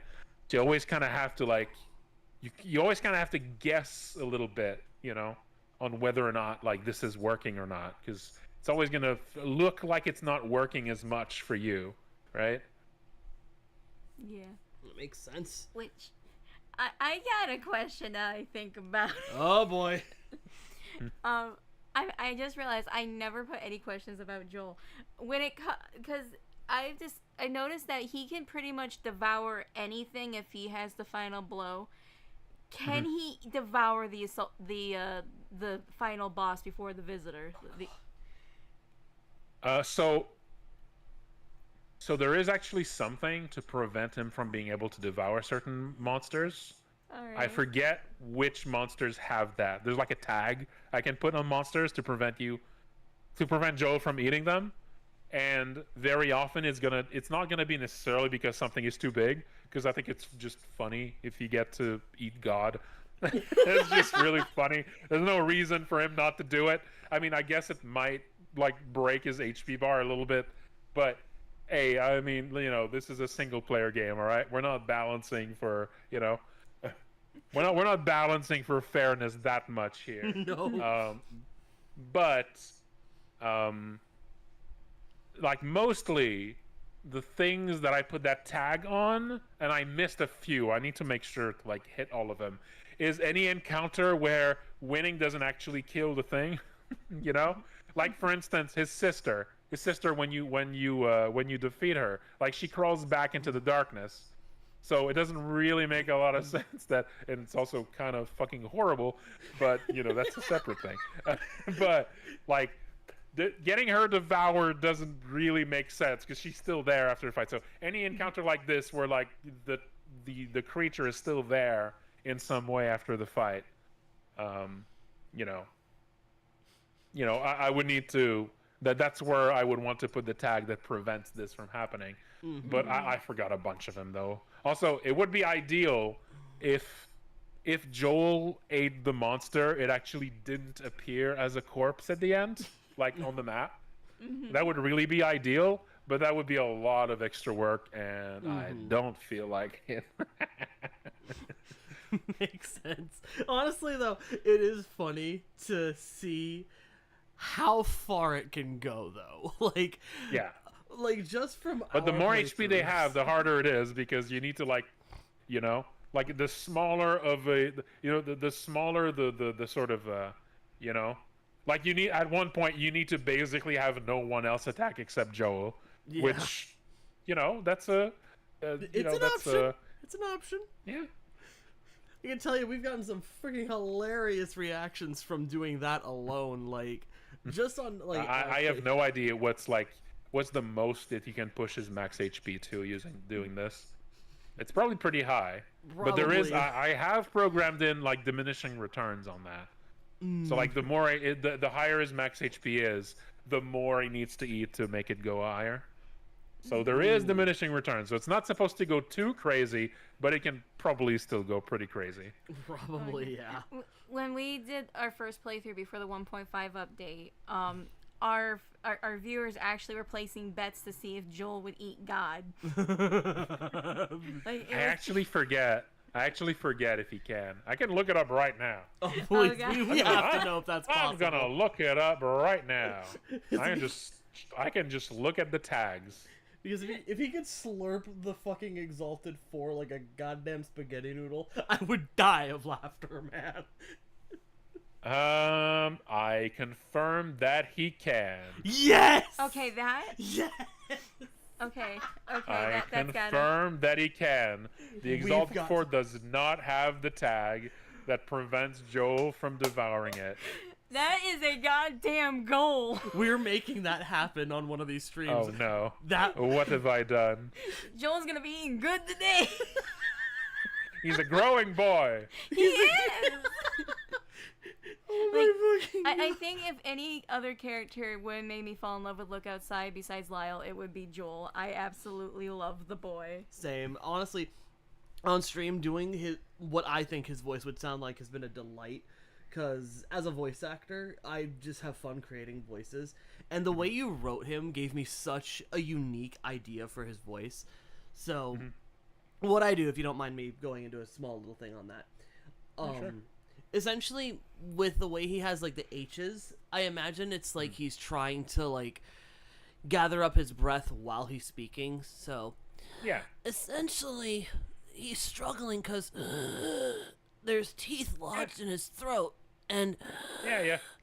it's just like a struggle, but at the same time, he just makes it work. Yeah. That's basically what I had in mind. Yeah. But yeah, Joel is a precious character. Like, I honestly couldn't, no matter how hard I try, I could not hurt that poor boy. I just could not. There's just no way. But you will bring him to fight God, though. Yes! Like that Yeah. absolutely. I mean, Joel was designed to be missed usually by most players on the first playthrough. You know, like it's not on, you know, Joel is one of these many things that I kind of designed that way so that most people like realize only after the fact that maybe things could have gone differently, so that they want to play the game again, right? The game is full of stuff like that. It's just little things to make you want to try again because you're like curious. Wait, you know, I wonder what would have happened if I did this or I did that, right? Yeah. Shit, I forgot what I was gonna say. All right, well, let's go on to our next question, which is submitted by Melodia Valentine. And they ask, what was the hardest thing to design for Look Outside? The hardest thing to design? Huh. Well, there's one thing that isn't actually designed yet that I've been struggling to put together, but I'm not sure that really counts because I'm not even sure if it's because if I never actually figure it out, then it's never actually going to make it in the game. That's true. I would say probably the most complicated, like technically, the most complicated thing is probably like the way the game picks door encounters. It's probably the more, but it's not that. That's not that complicated. It's more like, it's not one of these things where like it's like it takes a huge brain to figure out how to program it. It's more like the kinds of things that needed a lot of thinking to just get it to be balanced right. You know, like figuring out the right way to have it have like the, you know, characters show up at the right rhythm and stuff like that. So it's not really like complicated. More like it's like a lot of moving parts to get to work coherently, right? Because I mean, yeah, like a game like Look Outside, if you're using something like RPG Maker like handles all of the most complicated parts of it. I mean, there's still some complicated things, but it's like, you know, there's a lot of like plugins you can get to like handle some of the more complicated stuff. So like, yeah, Look Outside wasn't like, technically speaking, a particularly like difficult game. It's always still going to be complicated because there's still like, you know, there's a lot of systems, and so that's a lot of little moving parts. And every time you have something that has a lot of little moving parts, even if the parts individually aren't that complicated, just the sheer number of them kind of becomes a little overwhelming. So that's always its own challenge. But it's still like, it wasn't like a super complex game overall.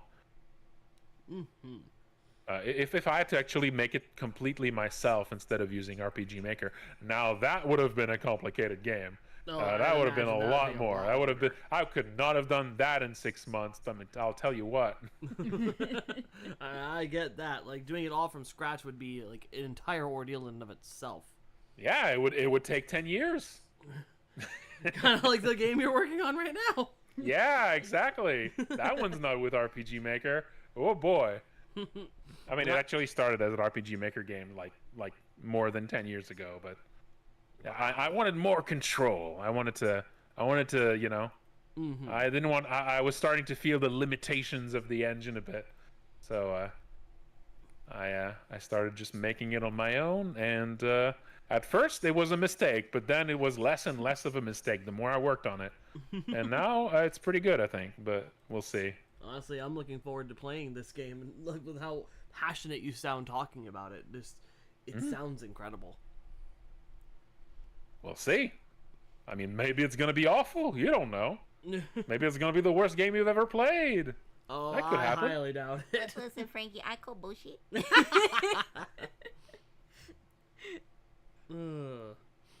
All right, so our next question. Let's see.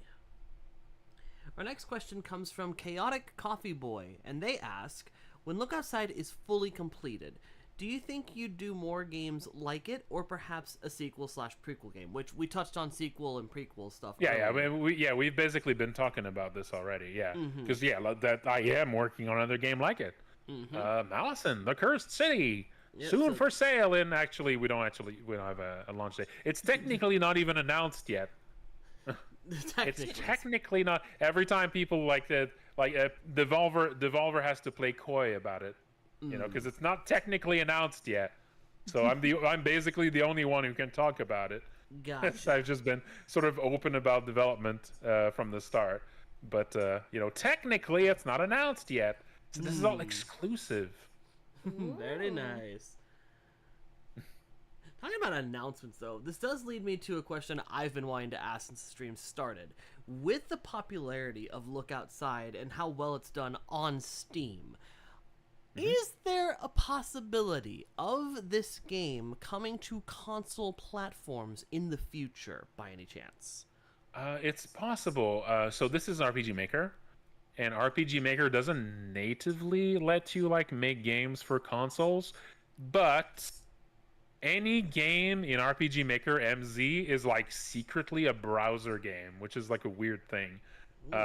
Every time you launch Look Outside, it's actually launching a mini Chrome browser, and you're actually playing a browser game the whole time. It's this you thought it was Look Outside, but it's I don't know, what's a browser game? Habbo Hotel or whatever. It's Club Penguin. You've been playing Club Penguin the whole time. I don't know. I couldn't think of other ones. But Joel and Dan 1v1 in Club Penguin. You're going down, little there buddy. You go. Yeah, there you go. And because it's a browser game, I think some people have basically specialized in porting RPG Maker games to consoles. There's a few RPG Maker games that did come out on consoles. And I think we might be able to get some console ports going, but we would need to contact companies or devs that do specifically that. And I don't know how much it would cost. It might be really pricey, but now that the game's done some good profit, it might be easier now to make that spending, because on launch it would have been super risky, because if we had done that, we would not have done that on launch, because we didn't know how well it would be doing. Yeah, so that would have really shrunken. Yeah, that would have been a big gamble if it was a big expanse there. But now the game's done pretty well, so it might be a lot easier to. It would probably be selective. We'd probably just pick one console, like the Switch, maybe something like that, and maybe start with one and see how it goes, and we'll see. Or it's gonna depend. I mean, if we find that it's actually very affordable, maybe we'll do a bunch of them. Listen, but it's something it's definitely something that we're considering, but we're just not sure yet. Honestly, if this game ever gets ported to the Switch, I don't think we'd ever put our Switches down after that. I think there would be every save slot would be filled on the Switch port of this game. Another similar kind of thing is with localizations. This is a game with a lot of text in it, so localization would not be cheap. and also RPG Maker can be a little bit odd about localizations, but at the same time, there's plenty of fan localizations too, so like already all out there. And so it's like, this one feels like even less of a rush in a way than like, making console versions, because there's literally like fan translations out there, so people who really need the localization can usually find it. But that's still something we're considering. But it's just, it's one of these things where it's a big expanse and it's not super clear if it would be worth it. And so, we're not too sure yet, but we're thinking about it. Good to know. Honestly, if it ever did come to like the Switch, day one, automatically day one purchase. Take my money. I think we want to probably look into how good do RPG Maker games usually do on the Switch, because sometimes that's a thing. It's not always super clear. Like there's some consoles where like certain kinds of games do really well and others do kind of poorly, and that's the kind of thing you have to do for that. You have to kind of look not just like games like yours, how well they've done and how well they've done compared to their other platforms, so you can try to like scale it to kind of estimate how well yours would do. Like a game that sells this amount of copies, but actually sold way more on Steam, might mean, oh wait, like the number might be kind of misleading. It can be kind of tricky. Makes sense. After all, you got to make sure that the risk is worth the reward. Yeah. Alrighty. The next question we have comes from Contract Crawdad, and they ask, is the Rat Baby connected to the Rat King, or any other character we meet in the game, in any way, shape, or form?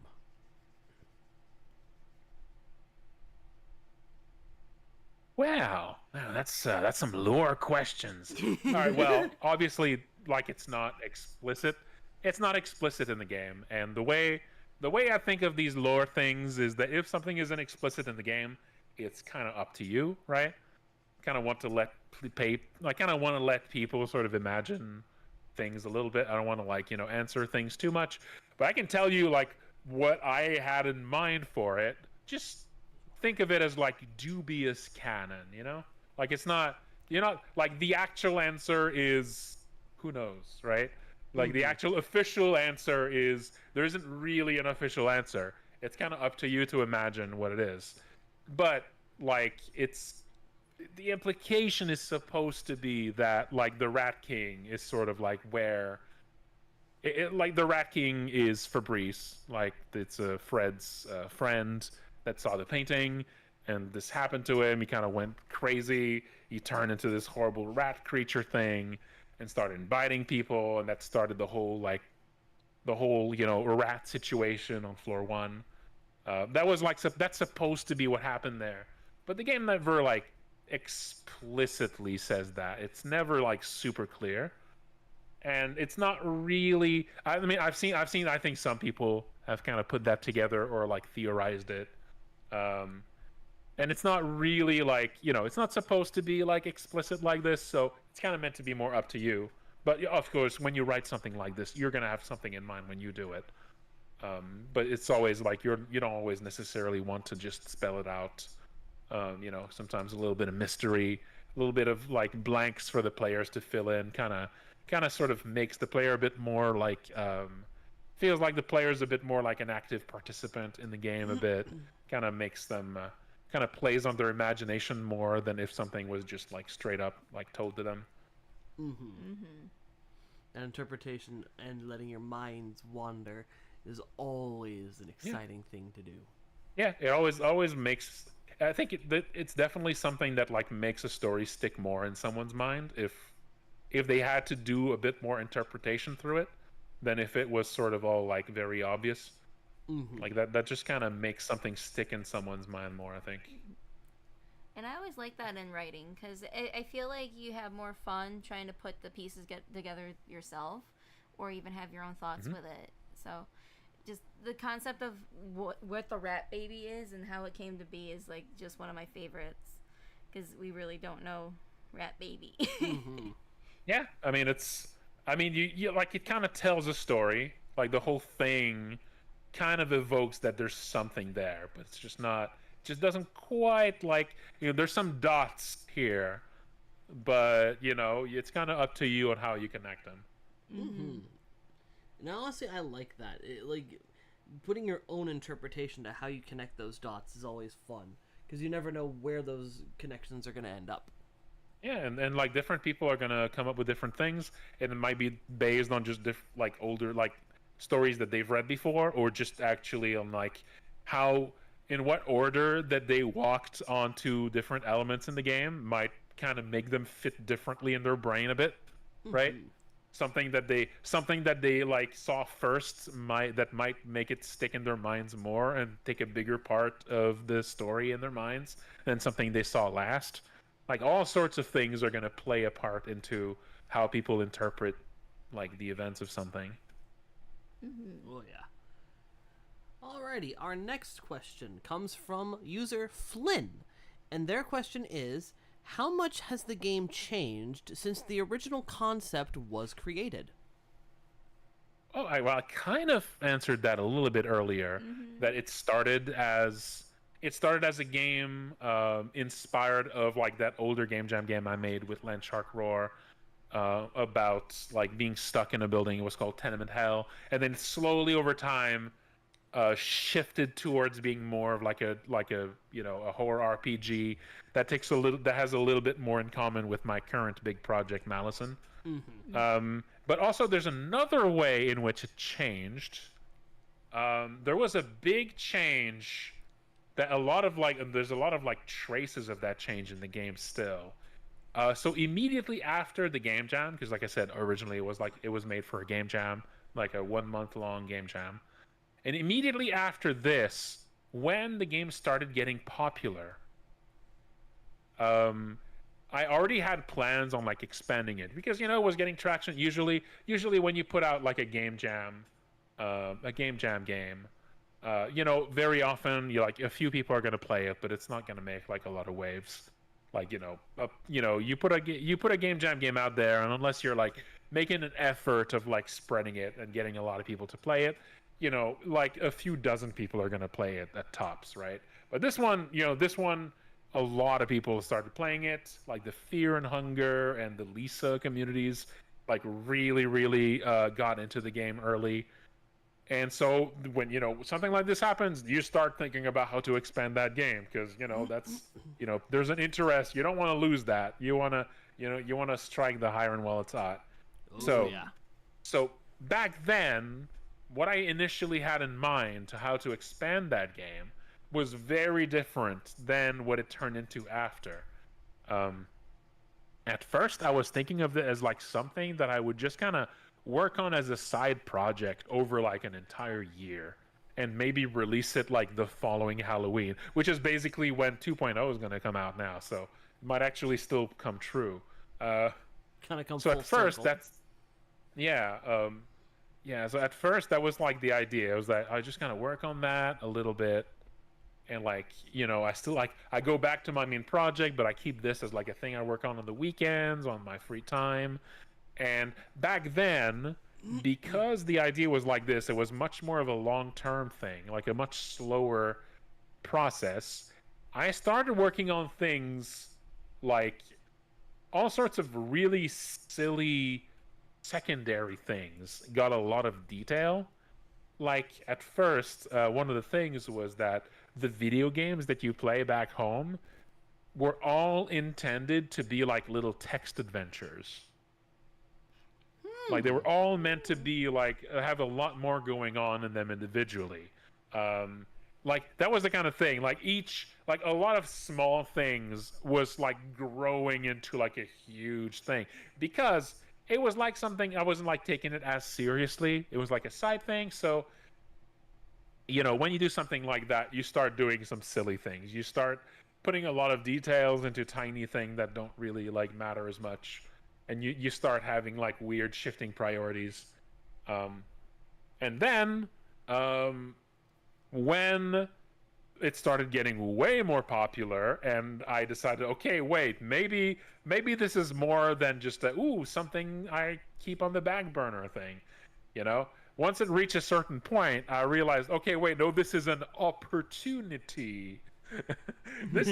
I could make money from this. I could fund the rest of Malison with this, maybe. And then I pitched the game to Devolver. I basically I was like, hey, this could be really good. That could help me. It might actually sell copies, and it could kind of work as like almost marketing for Malison because it's got a lot of overlap with it. So I was like, hey, maybe, hey, look at the numbers I'm getting here for a game I did no marketing at all for. I just put it out there, and look at all the content being made about it and all that, right? So that's when things suddenly changed a lot. So it went from like something I would work on quietly over an entire year to something we want to finish in like 2 months. And all of a sudden, everything. This is when Lyall got. This is when I kicked Lyall down the stairs. This is when suddenly a lot of things that were complicated had to be shoved aside a bit because they were too complicated. I needed to simplify this. This thing needed. Okay, hang on. I'm not working on this for a year anymore. I'm working on this because originally the plan was to put it out like within 2 months. So all of a sudden, yeah, big shift of priorities. The overcomplicated, like, text adventure video games. Get that shit out of here. We need to finish this yesterday. Oh my god. So things really shifted there. And that was like a big sort of halfway through the project. Well, not really. At that time, I thought it was halfway through the project. But unfortunately, even with all this, it did end up taking 6 months to actually, 5 months, I guess, to polish the project up. But the original plan was to polish it up in just 2 months and put it out there. Because my thinking was, the game has a lot of attention right now on like YouTube. A lot of people like making content about it. This attention is not gonna last forever, right? We were thinking, okay, wait, if we wait too long, we're gonna miss like right now, for some reason, the algorithm really loves this game. We can't wait. This needs to come out as soon as possible, right? We need to catch at least the end of that wave. Unfortunately, we didn't catch the end of that wave. By the time the game was ready to launch, like there was the clicks had almost fully died down on YouTube. But luckily, it picked right back up after launch, but still. So luckily, the launch itself went really well. The reception was really, really good. So it ended up not mattering that much. But initially, there was kind of like this panic, like, oh shit, we need to hurry. Because like we were seeing the clicks go down every day, Like we were seeing like the popularity of the game, the wave had crested already. And we were like, oh, shit. It's still not ready. Ah, shit. This is our window, right? And so this is when like a lot of things were like simplified and set aside and all this. So that was another big shift during development. And this is where a lot of things were cut. This is where a lot of things were simplified. This is why some events, some like encounters kind of like ended a bit early before or didn't really have proper outcomes. A lot of things were like simplified and stuff because of that. But now hopefully I'm kind of working on trying to put a lot of that back into the game for 2.0. That's amazing. I'm excited to see this. As am I, because again, this game has just taken over and just been a delight to be a part of. Like playing it, streaming it, even this interview has been just a joy. And this game is what we have to thank for it. Which leads I'm glad. Thank you. Which leads me into our final question of the night. That comes to us from KP Itzel, and they ask the following. When it came to making Look Outside, what part of the game-making process did you and your team go into first exactly? Was it the story itself, gameplay, characters, art direction? Where was the starting point for you and your team? Okay, so this was a little different than usual, because usually, like, if you start a project like this, you're going to do, like, planning, and you're going to do probably a lot of writing at first, or a lot of, like, prototyping. You're going to be, like, building, like, basic versions of the game. But this was not that. This was a game jam, right? And a game jam kind of makes things pretty different. And with the game jam, especially if you're using something like RPG Maker that lets you just make the game immediately, you just start making something. You just go straight into it. And the very first thing that I made, or I think it was close to the first thing that I made, was the grinning beast chasing you through the corridor. That was like literally the first thing on the first day of the game jam. That was the first thing I made, was you walking one way, picking up that key, and on the way back it's a long corridor that goes all spooky, and then a giant monster's chasing you. I literally did this, like, I'm pretty sure on like the first day of the game jam. After I did, but before that, I did do like some like sketches for the apartments. Yeah, I did do some sketches for your room. Oh, I wonder if you could show this actually. Oh yeah, here's some fun visuals. I don't think a lot of people have seen this. Let me post that in Discord here. This was not the first sketch of your apartment in Look Outside, but it's close. Oh, wow. Whoa. Also, you can see Proto Sam there. Yeah, we're gonna be putting this in clips so our audience can see that. That is honestly That is really cool. cool. Shit, I kind of remember. No, now this isn't exactly the very first sketch. Like, I messed with this over time as I was like designing things. But yeah, you can see it there.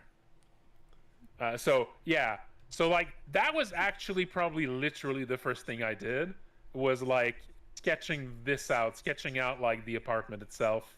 Wow. Because I remember, like, because when you sketch something like that, in sketching it, that gives you ideas, right? Like, sketching it itself is giving you ideas for what to do, how it would work. And you're gonna notice some things in there that didn't actually make it to the end, to like the final game. There's a lot of things here that like changed. One of the things you can notice is there's like a table in the bathroom that's just filled with pills. Yeah, I see that. There's Oh like, my god. there's like a bunch of like, so the part of the idea at first is that you would have healing supplies that aren't like items in an inventory, and instead are just displayed as like an image in your house. So this would be like a number of times you can heal for free at home would be represented visually by like Oh, cool. like how many meds you have left, basically. So this would be like a sort of abstract representation of how many meds you have left, right, to like treat your wounds, right? So there was a lot of little things like this that didn't quite make it in. And at one point I wanted to have like you can see like the crafting kit started out as like a little science, like a kid's science kit on the kitchen table. I see that. Originally, you were supposed to have to clean your house. So originally, you would have to have like each of your 3 rooms would have a different object you have to interact with to clean that room. And every day that you don't clean your room, like, it would get more dirty. And the idea was that if you're like, your home is too like grimy, like some horrible thing would attack you or something. But in the end, I ended up removing this because it felt more like busy work and less like, kind of felt like, like just a kind of a needless complication. It almost made it more like almost like a Five Nights at Freddy thing, where you just have like a routine you have to keep doing to like stay alive. And I felt like that kind of, like, as the game moved more and more towards being just an exploration game, I wanted to remove those like elements like this. I wanted to simplify that a little bit. Here's another thing I did early on, and this is also, I think that should be something you find interesting. I sketched out the apartment as like a fake mini-map thing. Ooh. Let me show you that. This was also another thing I did fairly early, and you can kind of see some changes in the game's design from this. Let me just change this. Let's see here, just to make this a bit more legible here. I'll give it like a background, and I'll scale it up. I guess you're opening that in Photoshop, so it doesn't matter. But here. There you go. So this was the first sketch of like the apartment. Oh wow. And this is like, I remember drawing this during the game jam, and like as I planned like what the game's map would be like. And you can see, you can kind of see like some of it stayed the same, some of it's changed. You can see traces of things that actually made it to the end, to the final game there. Like a bunch of little things shifted, but there's like kind of a little bit of both here. It's honestly insane. And so this is one thing I did to like try to, because when you make a game like this, like you need to fit the idea of where things are some way in your head, you know? Like you need to know, you need to keep track in your head of, okay, when you open this door or that door, how much of the game you have access to at any given point of the game, you know, stuff like that. And you kind of need to like find some way of keeping this in your head at one point. And at first, you actually didn't start at floor 3. You started floor 1. Yeah, the actual floor 1 didn't exist yet. And you can see some traces. So, like, the floor above you was the one that was blocked off halfway through. You can also kind of see, like, you can see there kind of a... If you look at the apartment next to yours, because your apartment is the one in green, you can kind of see something interesting here about the plan. Something that might imply some things about Cibil here, but you can't just find this out in the game right now, so it's fine. Oh shit. So you can see here, and you can see how like the sort of the like the red goo is sort of like forming a path through the apartment in 3D, sort of. It's honestly a really cool touch. So that I was trying to do something like this, and also like, I mean, the goo was also supposed to be what blocks your way out on like the ground floor, but I ended up having the idea of the bus instead, which actually it was in part because of the bus thing wasn't entirely my idea, if I remember. Silent Will, who's also done a lot of the assets in the game, I remember, I think he's the one that actually threw out the idea of like, what about a bus crash? But I think he was saying it as a joke, and I said yes, and he did the bus crash thing. Honestly, the bus crash was such a nice addition to the game. Yeah, I at first I think it was meant as a joke, but then I thought that's a really good way to just, because that happens basically exactly at the halfway point of the game, and I thought that's like a great way to like visually shake things up and make things like feel, and it's another thing that makes you like wonder what the hell the outside looks like and all that. Right, visually and literally in this case, because that definitely shook things up. Oh man. Right, say that shows you a little bit on how like I was planning. So the process that I went through in planning, like there's a lot of things that are missing there, obviously. A lot of things that are still not in the game now. But yeah. I mean, when you make a game like this with like a bunch of doors and keys, like you kind of need to, in some way, make something like that. Like you need something to help you just make sense of the game's space and like how you get to each part and how you know. Makes sense. It's like trying to find the best way to organize everything so that way you can plan it out. And just seeing the way you had it originally, it's fascinating to see the creative process here. Like, just seeing how it all could have played out, or at least how it started off, and what it then became, which has been nothing short of brilliant. Well, thank you. But yeah, that is it for all the questions. Honestly, this has been a joy to take part in with you, and I can honestly say that the answers that you've given us tonight have been amazing, insightful, utterly hilarious at points, and honestly, it has been an absolute honor to share this time with you, and just continue to create the amazing things that you do, you and your team. I cannot wait for this 10-year project that you've been working on, Malison. It's going to be spectacular once it's finally able to be released. And when we play and gush over it, I do hope you come back and let us interview you for Malison as well. Yes, and of course, once the future updates for Look Outside drop, we will be playing them here on the channel, and of course, just utterly enjoying it. So, from the bottom of our thank you so hearts, much for having me. Yeah, that was really fun. That was a really fun interview. Thank you. It was, and thank you so much for your time. Yep. As a just kind of a send-off, would you want to end the stream with anything to motivate the amazing viewers that participated in this interview? Sure. Try making video games. It's a lot of fun. There you go. Making video games is a lot of fun, it turns out, folks. Give it a shot. Give it a shot. I concur. It could be a lot of fun. You never know what could happen.